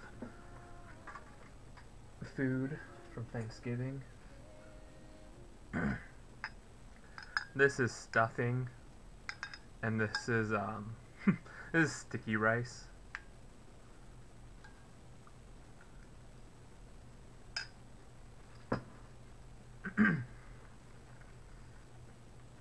So this is pretty much done, this page. There's a few things I might want to change, but the point of doing this was not to do this hyper rendered or be super accurate. It was just to get the idea, right? You can get the idea that I'm rotating these objects, and these objects, that this object is changing. Also, it's just, it looks really cool in your sketchbook to have a page like this. So, what else should I do? What else do people want to see? Well, if people have any crits, this is a pretty good time. Pretty good time as any. If you want a crit to be done of something you've done.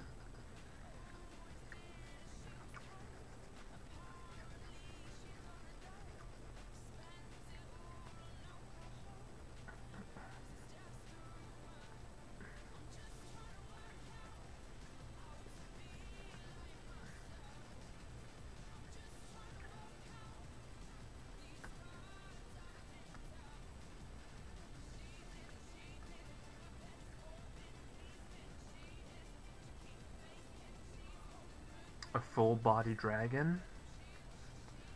I could. I don't know what that looks like.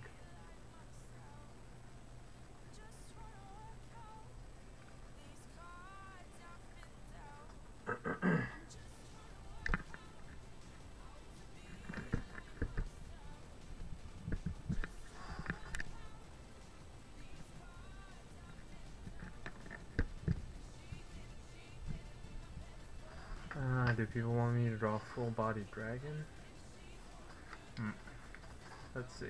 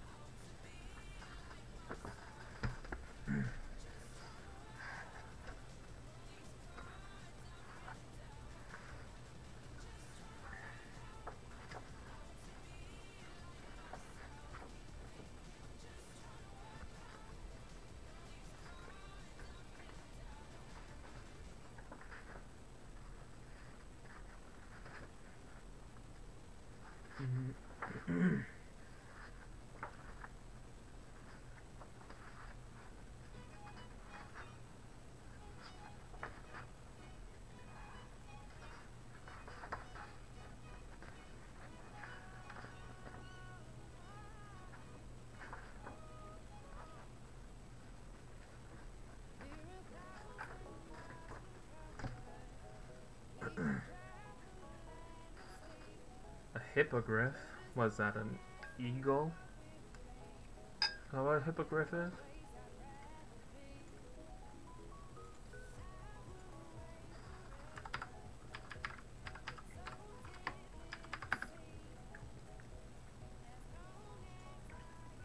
It's an eagle with a something. It's an eagle plus a horse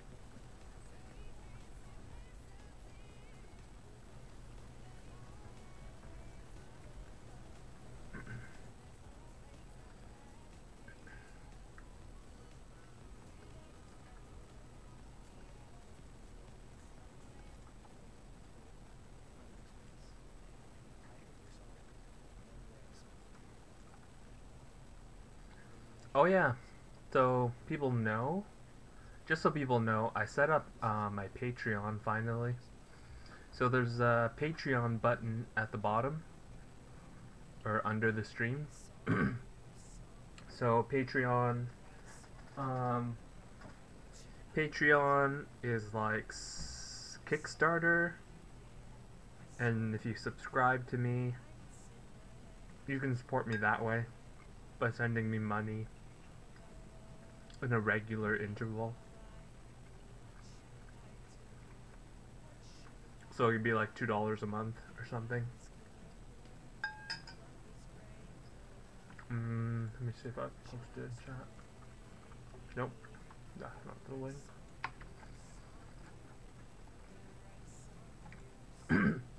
And then when I reach different goals, I'll do the things for the different goals. But yeah, don't worry about that. That's just something. That's just something I wanted to mention. Don't. Who cares? Pay no attention.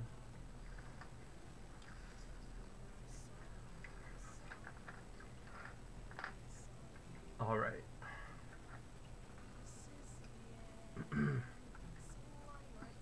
Let's draw.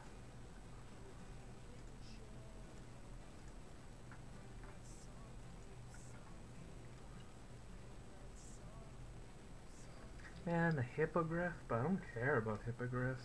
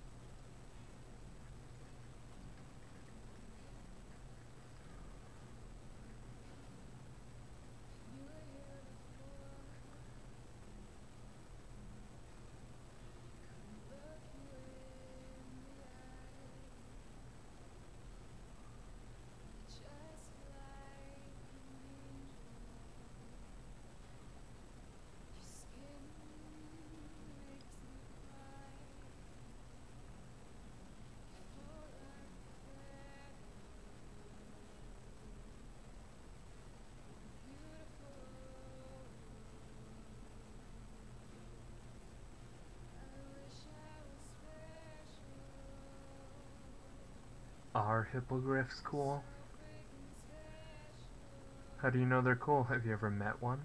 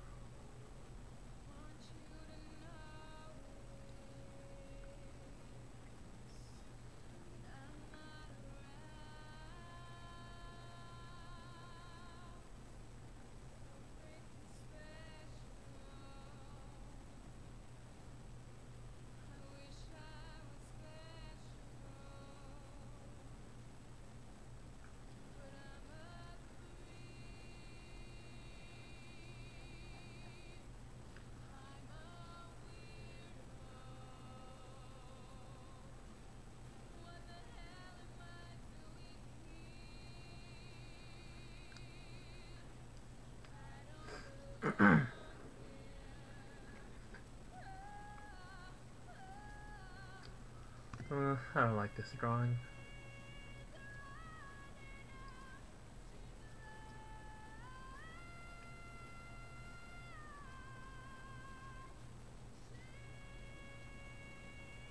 Well, it's too late. I have to keep going.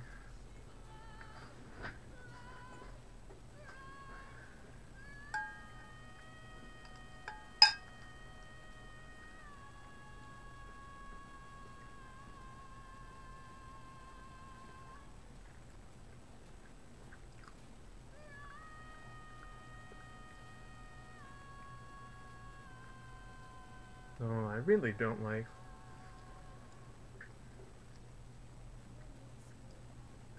So, because I don't really know what a hippogriff looks like, I mean, like, I understand the idea of it. The upper body is an eagle, and the back, the lower body is a horsey.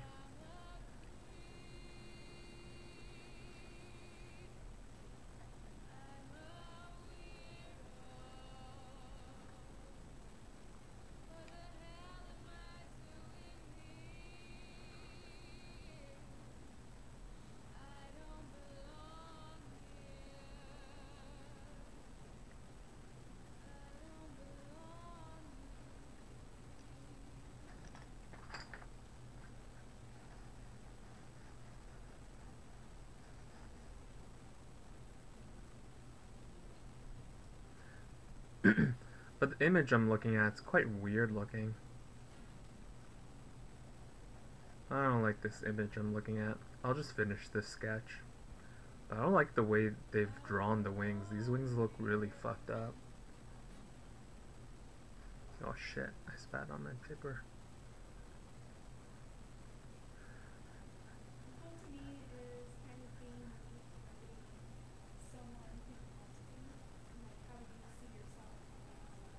Like, so here's the upper arm. No, the way these wings fold is like really fucked up. That's not how wings fold.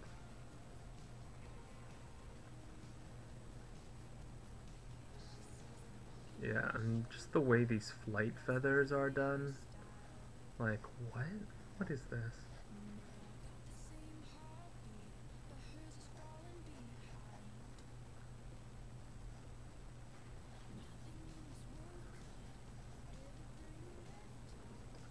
That's not what a bird looks like.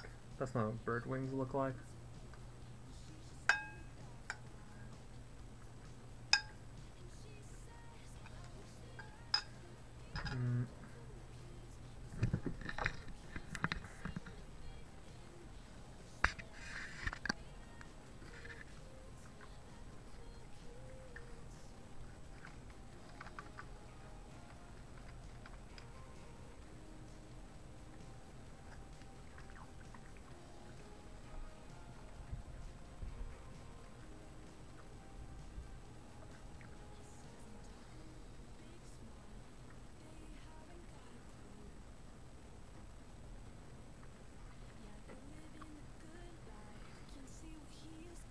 See, I can show you what a wing should look like.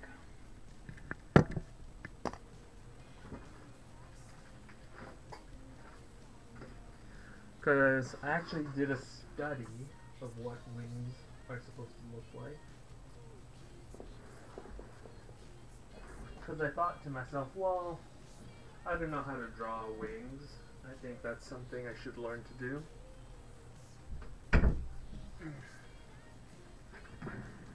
Let me find my sketchbook.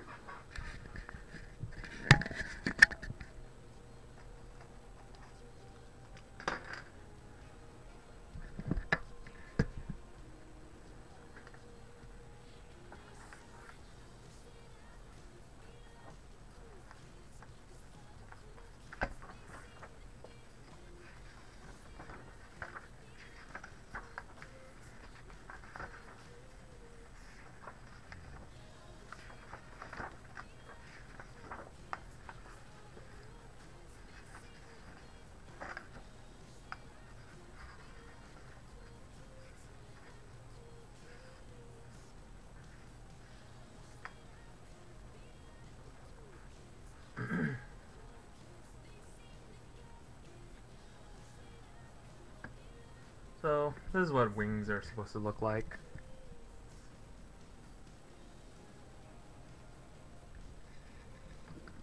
That's what a wing's supposed to look like. This is the picture I was using. Those wings look really weird. See how weird those wings look?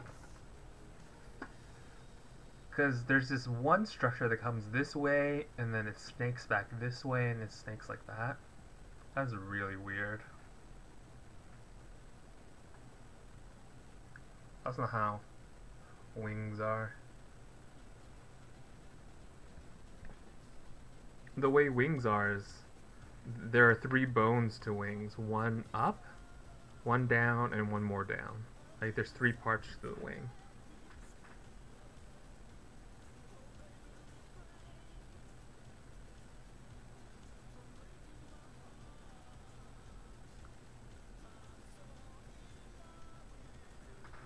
So then, this is what it looks like semi-open. Then down like that.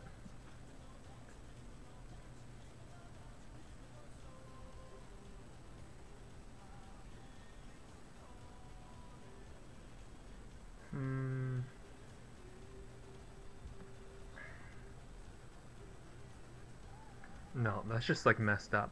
It's messed up because here, this part is so long. I'm not sure why they tried so hard to make the wing attached to the shoulder or like the joint of the shoulder of the arm. It makes it look really weird. I don't know why they didn't just make it attach to somewhere in the back of the animal. Because when you look at a wing, what you can see that is the proportions that you can see is that this upper the upper arm is pretty much the same length as the lower arm, and then these are finger bones. So that's not what's happening in the hippogriff drawing. So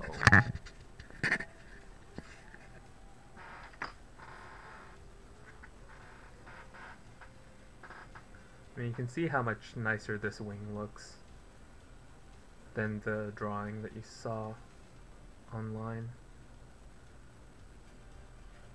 It makes a lot more sense. Here's the upper arm, lower arm, and then bone fingers are here, and then all the feathers attach. And also the feathers are all different. These are exaggerated, but these are flight feathers, secondary feathers, tertiary feathers. Here are more scallop-shaped feathers towards the back. Feathers come in a very they come in very different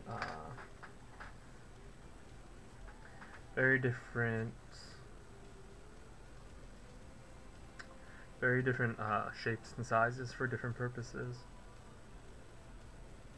Also, you can see that the drawing online, the feathers are layered incorrectly. So this is a top view. This is a top view of feathers, right? And you can see that the first feather is overlapped by the second and then by the third. Like this one's on top, and then this one's under all the other feathers, right? And this one's under everything else, right? So it's all layered this way. But then when you look at this bird's, when you look at this, they're not layered correctly. The leading feather is on top of the feather beside it. So the reason why that's important is because if the feathers are not layered correctly, the wing does not work. The wing does not act like a fan. It will push, you'll try to use it like a fan, but because they're not structured in the right way, the feathers won't act like one surface. They'll just blow apart and air will just trickle through them. So that's why that drawing is bad for a lot of reasons. There's a lot of reasons why that drawing is not correct.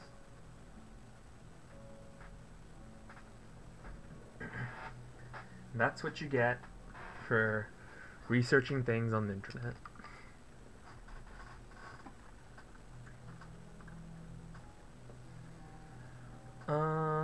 I think I'm gonna switch to digital art. I don't feel like I don't feel like drawing traditionally anymore. It's kind of annoying. I don't I don't like having to look down and then look up to my monitor, especially when there are people here. I rather just look at my monitor.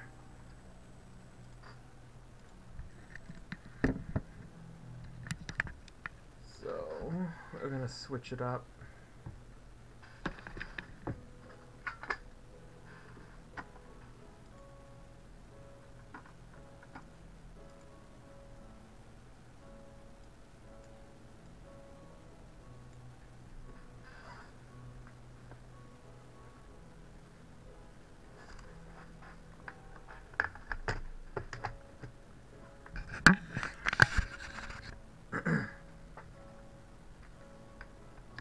And then also I can turn off this light in my face.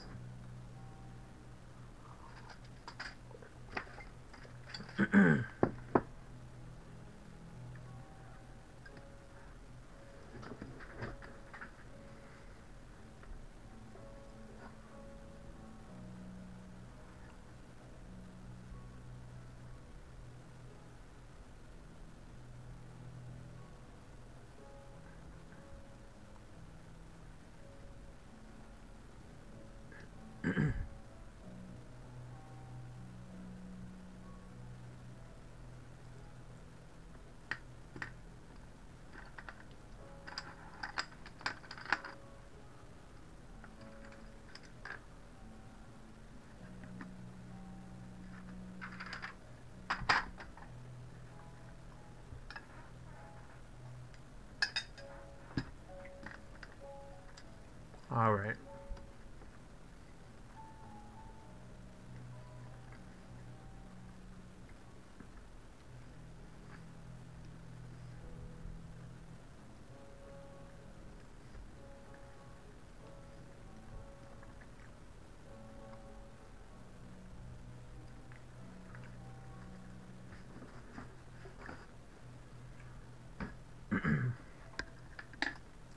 Let's draw some shit.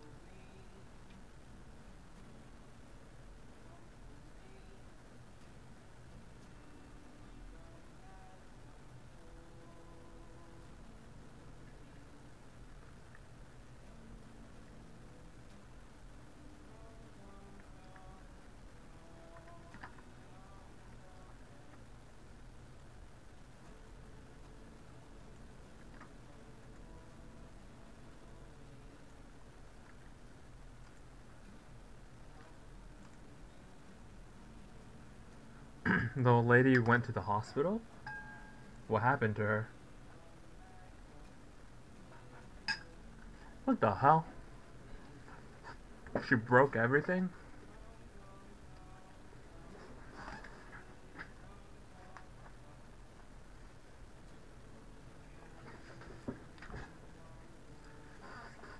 What happened? But what happened to her? Did she get beat up or something? Did someone attack her? What happened to her?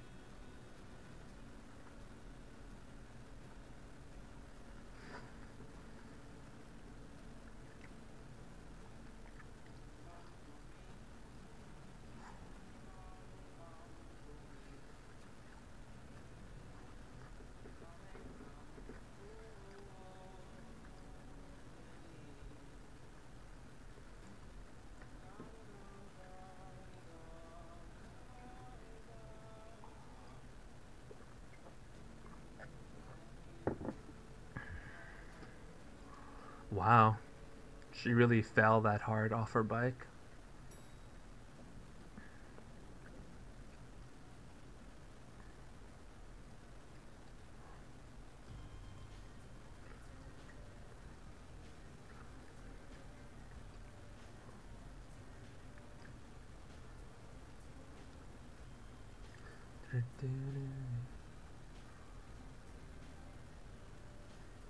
Oh, she's very old. How old is she? Like 70?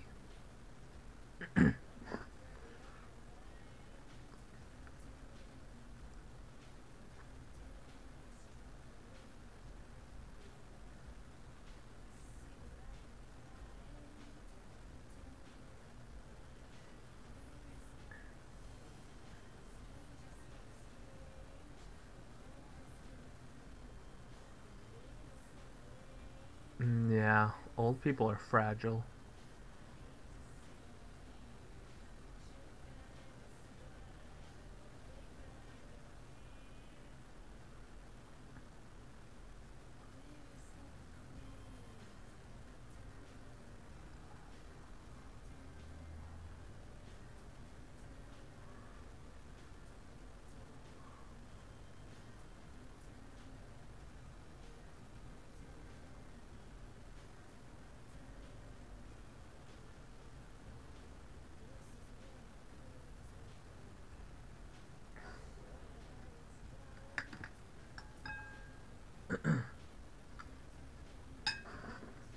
That's so sad.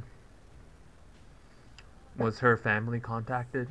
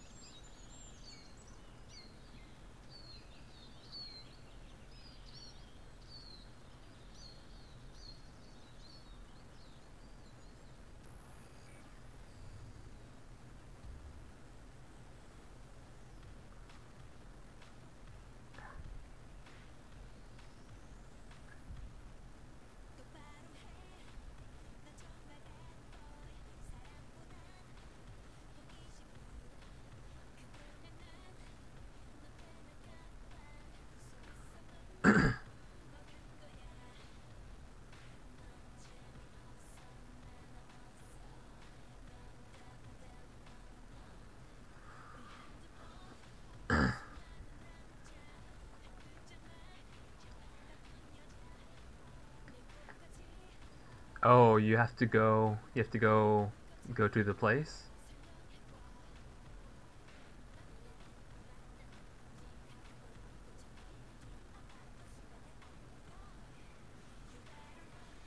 In your Photoshop. Here, let me bring up Photoshop.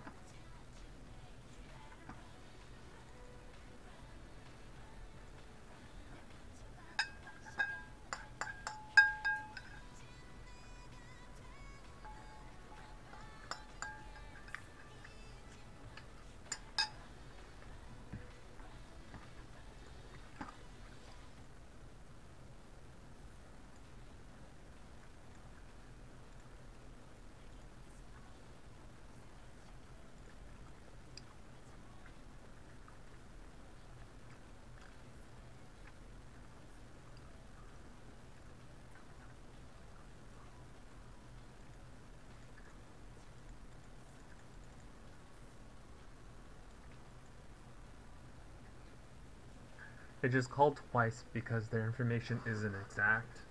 It's nothing really important, it's just police making sure everything's in order. Oh, okay.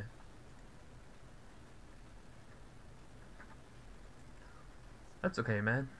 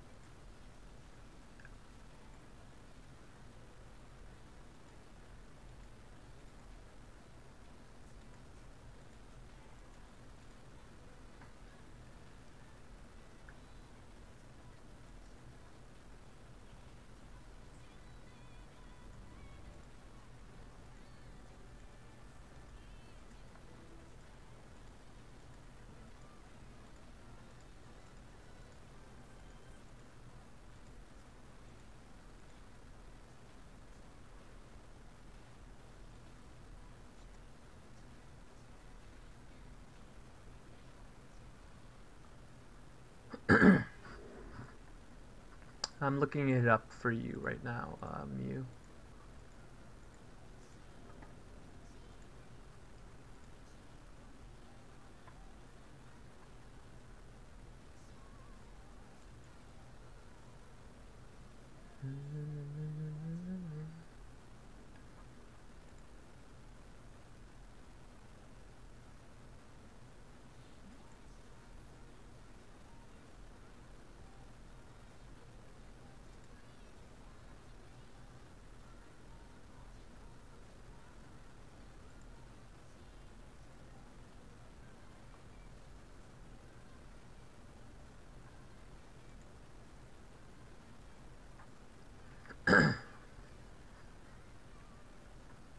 It seems like Photoshop doesn't have it.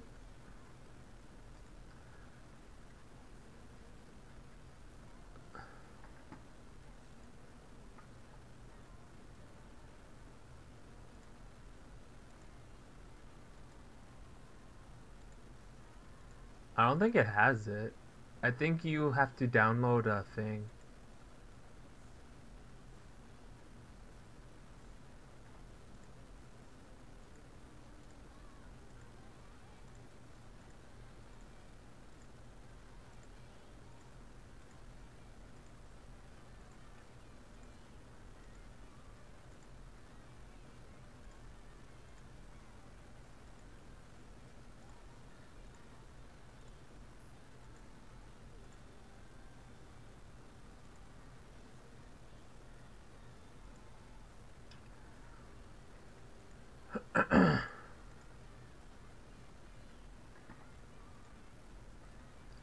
Uh,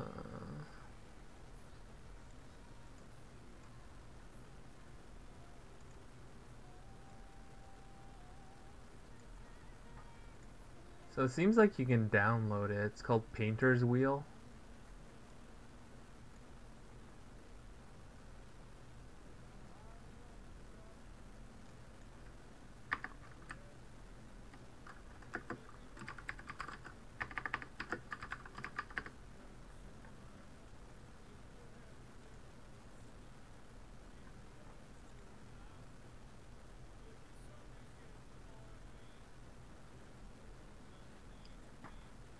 Yeah, it's not built in. Seems like you have to put it.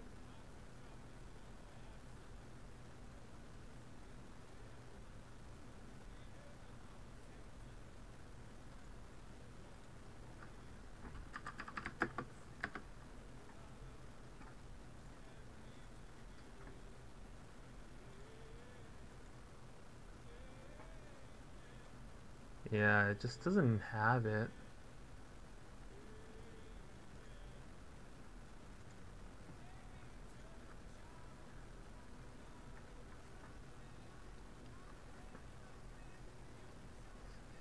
Yeah.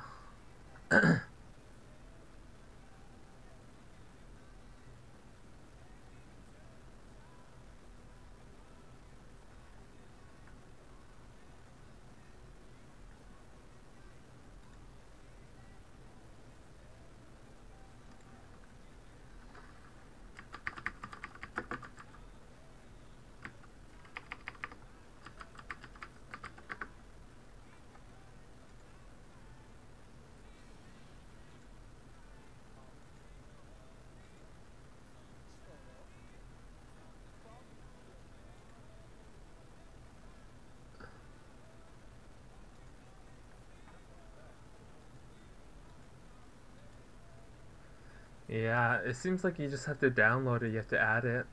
That's really weird. It's really weird that Photoshop doesn't have anything. It doesn't have a color wheel. Color wheel, so I don't know, it's not that important.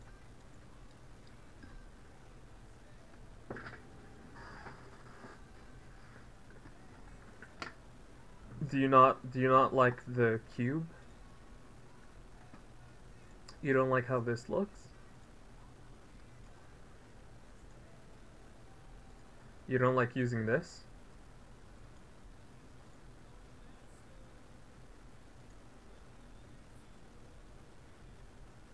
Oh.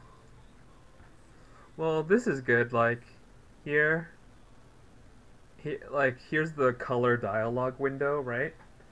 If you click here, in the corner, it changes. You can change what it looks like.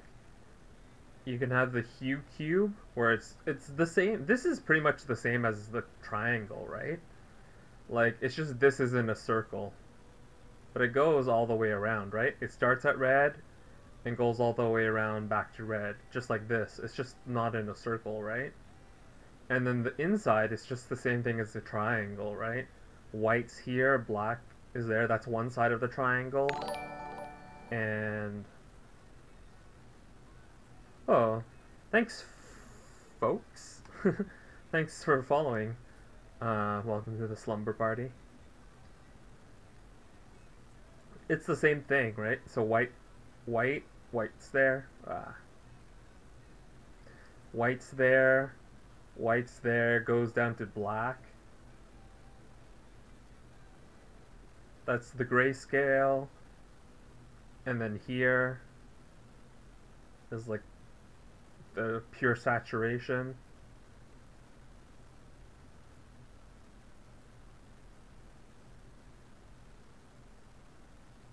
It's just that the square doesn't make sense, right?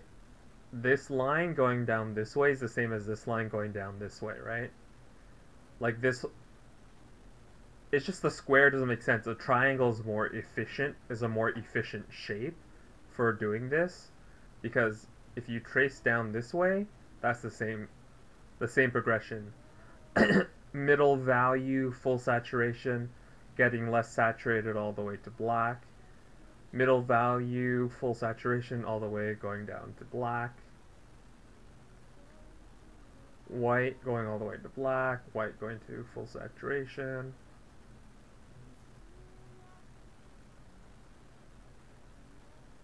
What's this? White going to...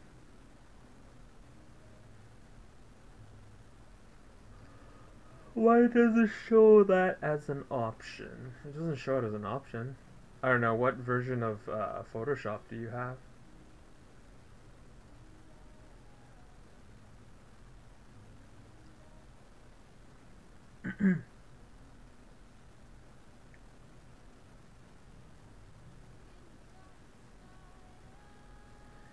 Yeah, just as a reminder, if anybody has uh, work they want me to look at or critique or comment on, I'm definitely available to do that.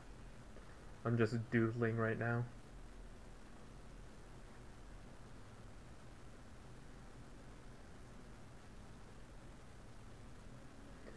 Um,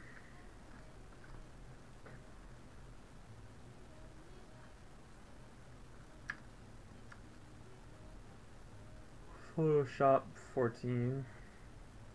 Just look it up on the internet.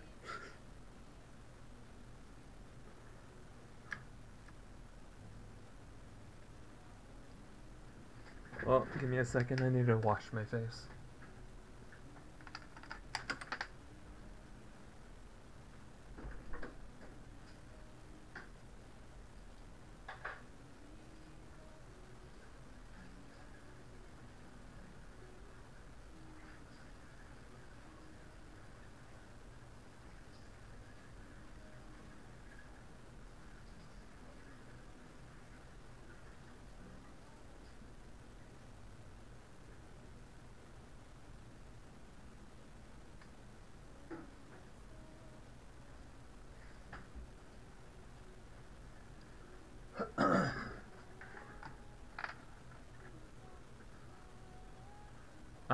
You should be able to change how your color dialog box looks.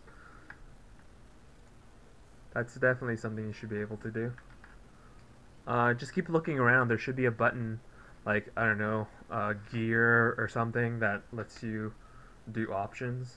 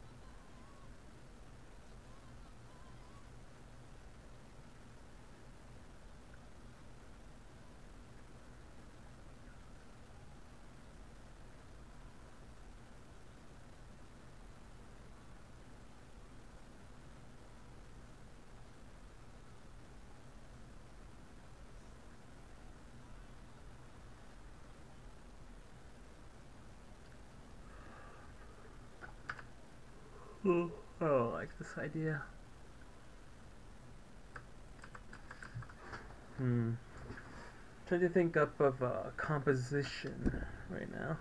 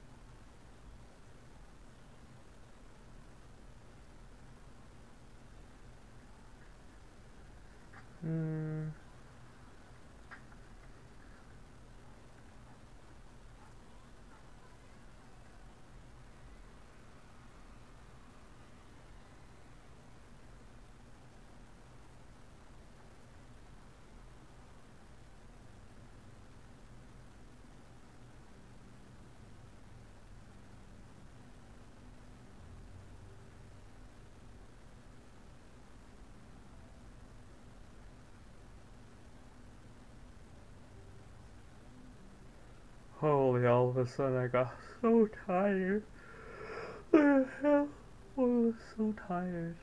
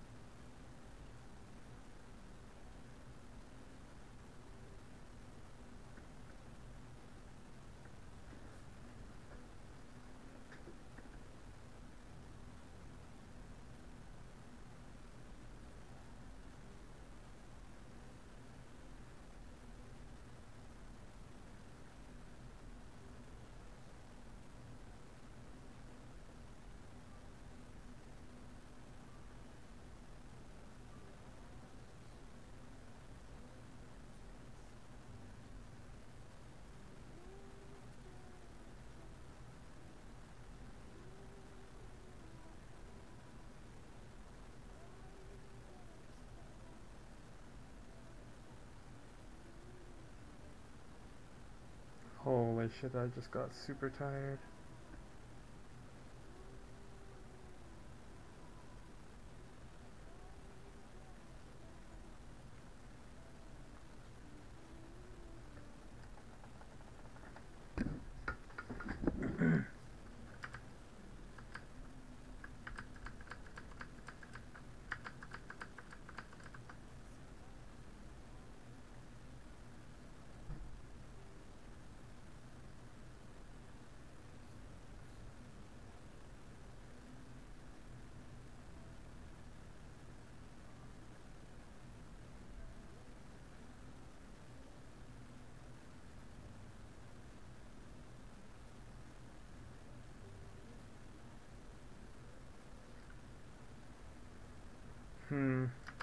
So there's this WoW contest. You have to make a wallpaper about the new expansion. And the new expansion's called Legion. And it's about Illidan being released. So you have to make a wallpaper. So Illidan's this guy with like huge horns. I think he has wings.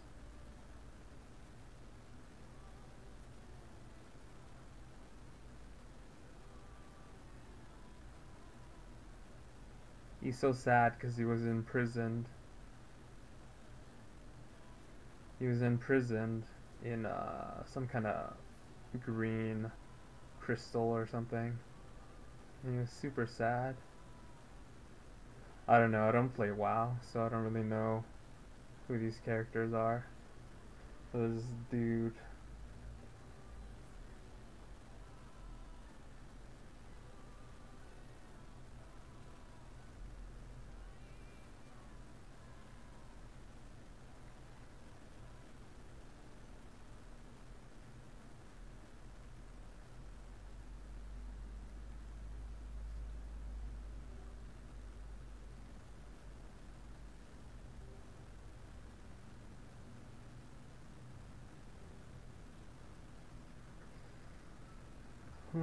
Maybe if I do like a close up, that's more interesting.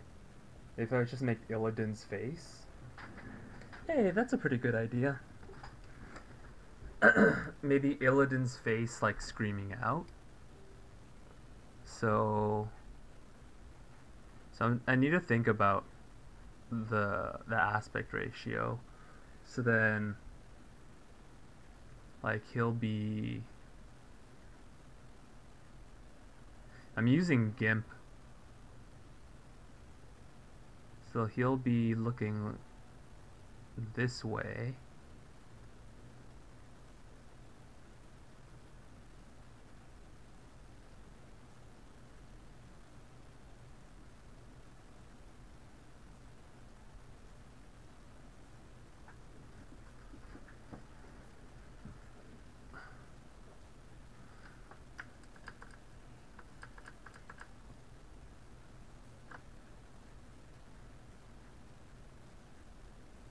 Oh yeah, maybe this is the composition that I'll like. So his head will be tilted like this.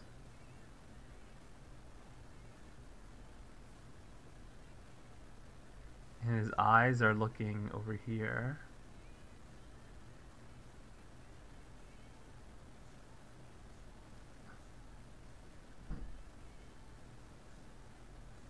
His eyes will be here. Wow, this is such a bad drawing.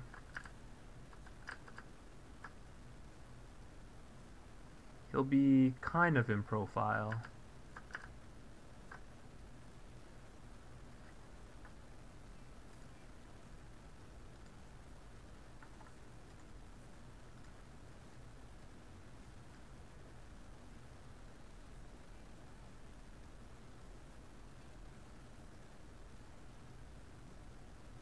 But basically my idea is I want most of the wallpaper just to be his horns.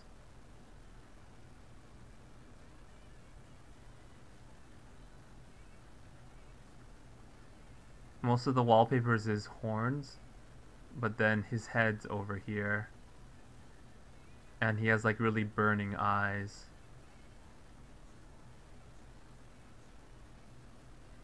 And then his eyes will be like burning green.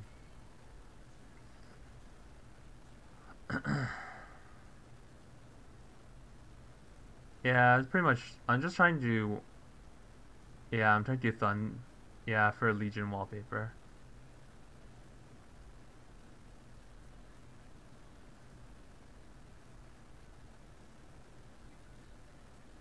I don't know what Illidan looks like. I'll just look up a picture of Illidan.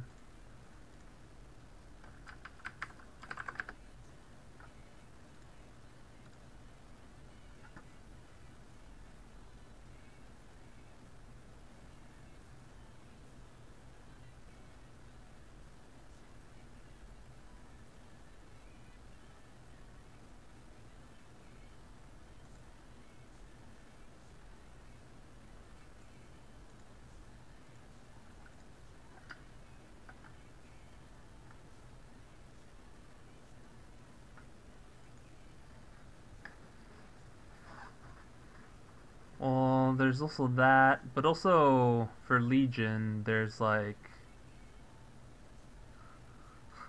If I want a little fat Illidan, look at him. Little fat Illidan. Little chubster Illidan. Look how chubby he is.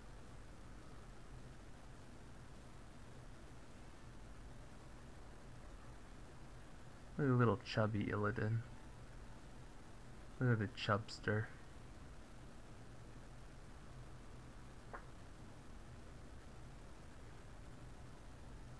He's just like, I'll make them all pay. I'll make them all pay for calling me fat. I'm just chubby.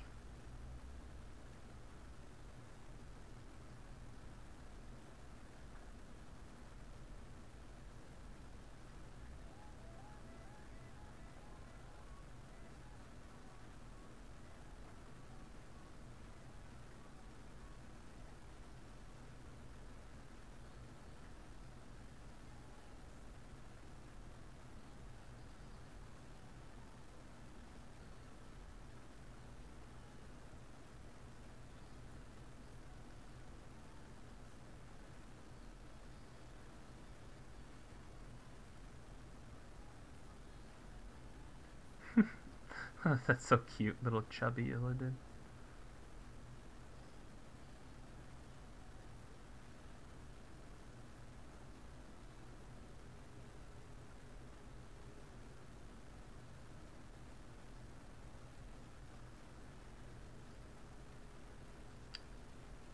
Why do you want to give up on Photoshop? Oh, fuck. Hi. Rom rom rom rom rom.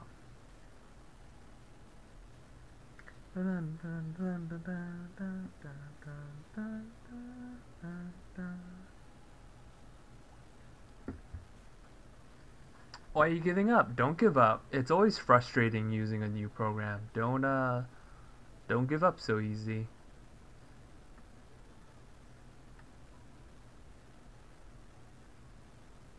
don't give up so easy. Life is way harder than installing a plugin to a program. Life is way harder. You cannot give up. You cannot give up.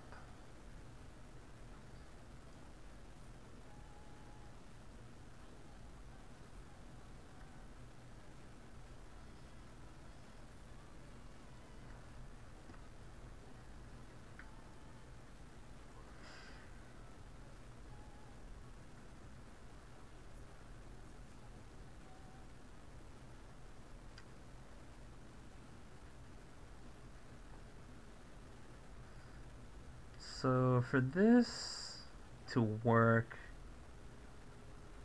it has to be a black background.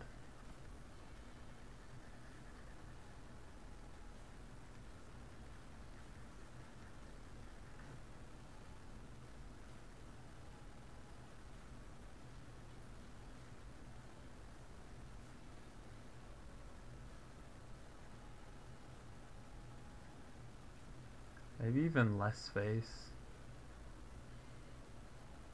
Maybe it'll just be his eyes. You'll just see the top of his head. And his eyes will be over here.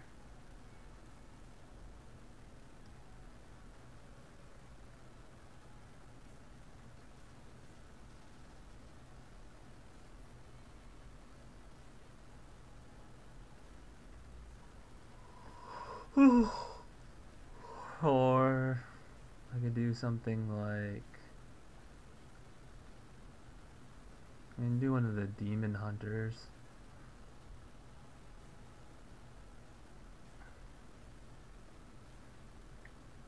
And they're like charging.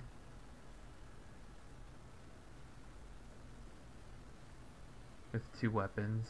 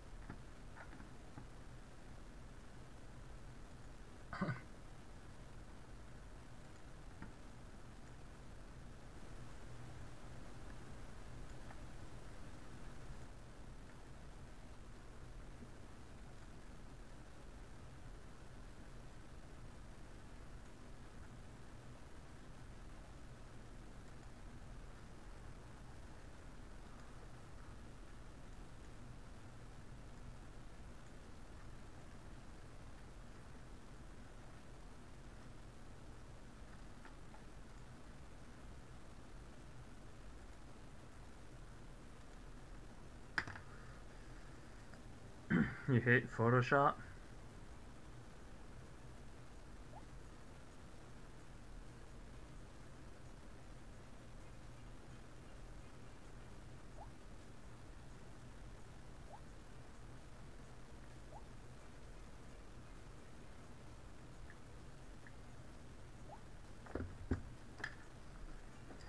Don't hate Photoshop, man.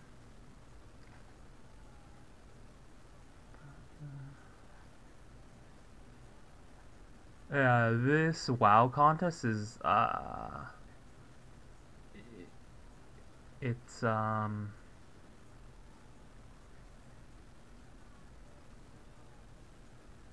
yeah, for something that costs a lot of money, it should have these things kind of built in. I don't know why it's not built in. I think what's going to be a clincher for this is not so much that the art. I think anyone can do really nice art from like simple perspectives, but I think what's going to make people really interested in the wallpaper is like interesting perspectives.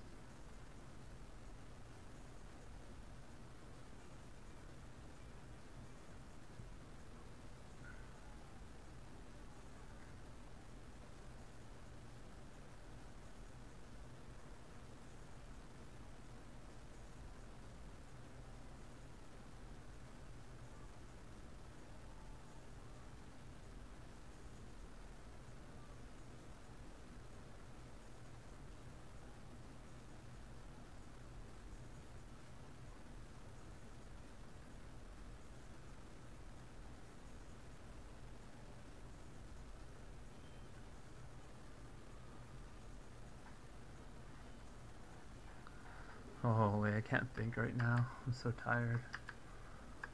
Jesus. Okay. What else? What else could I do? The storyline about Legion is that there is the gates of something opened up because somebody did something. So there's a gateway that all these demons are spewing through. So what could be an interesting kind of way to show demons coming out?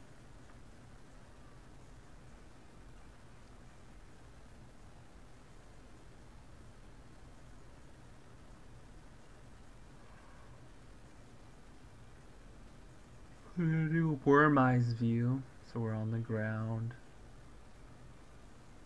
and then just like these demons are coming through.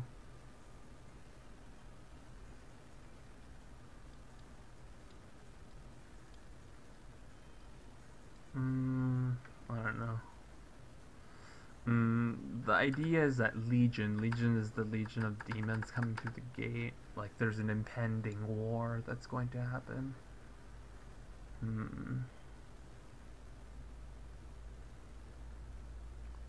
What could be interesting? They have a new class, new weapons, new areas. That's the new content for the expansion. Class, weapons, and area.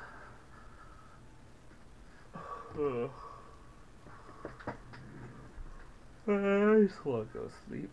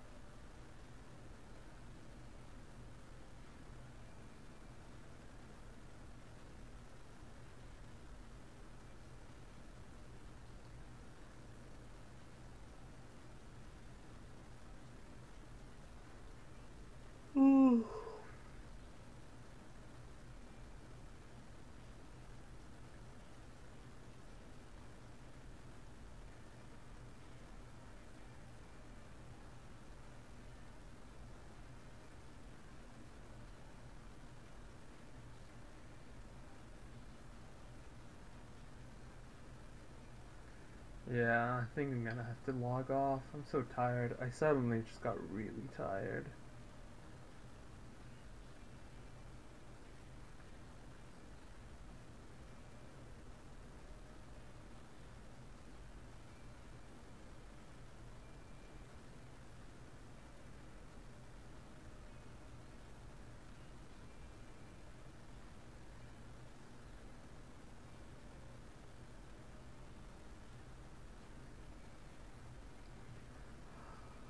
Oh, Jesus Christ.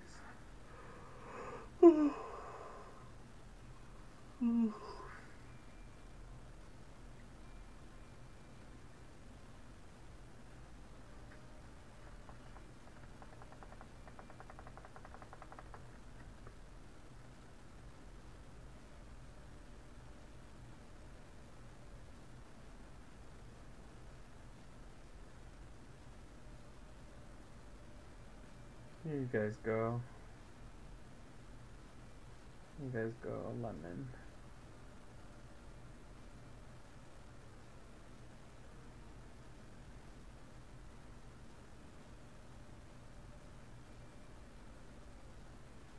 Just what you've always wanted.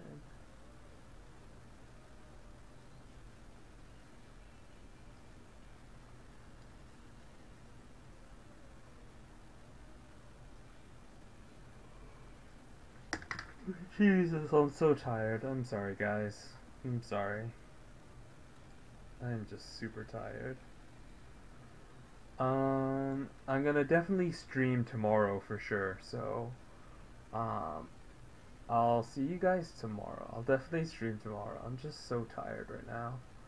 I can't even think about anything. I really need to take a nap. Well, I'm gonna log off now, but thanks to everybody who popped in, who stayed around, stuck around, and hung out with me, and of course to Danish Dragon for being very, very generous. Um, I'm gonna take a nap right now, and I'll see if I I'll see if I feel better later. So I'm gonna get off. I'm gonna take a nap, and I might be streaming later.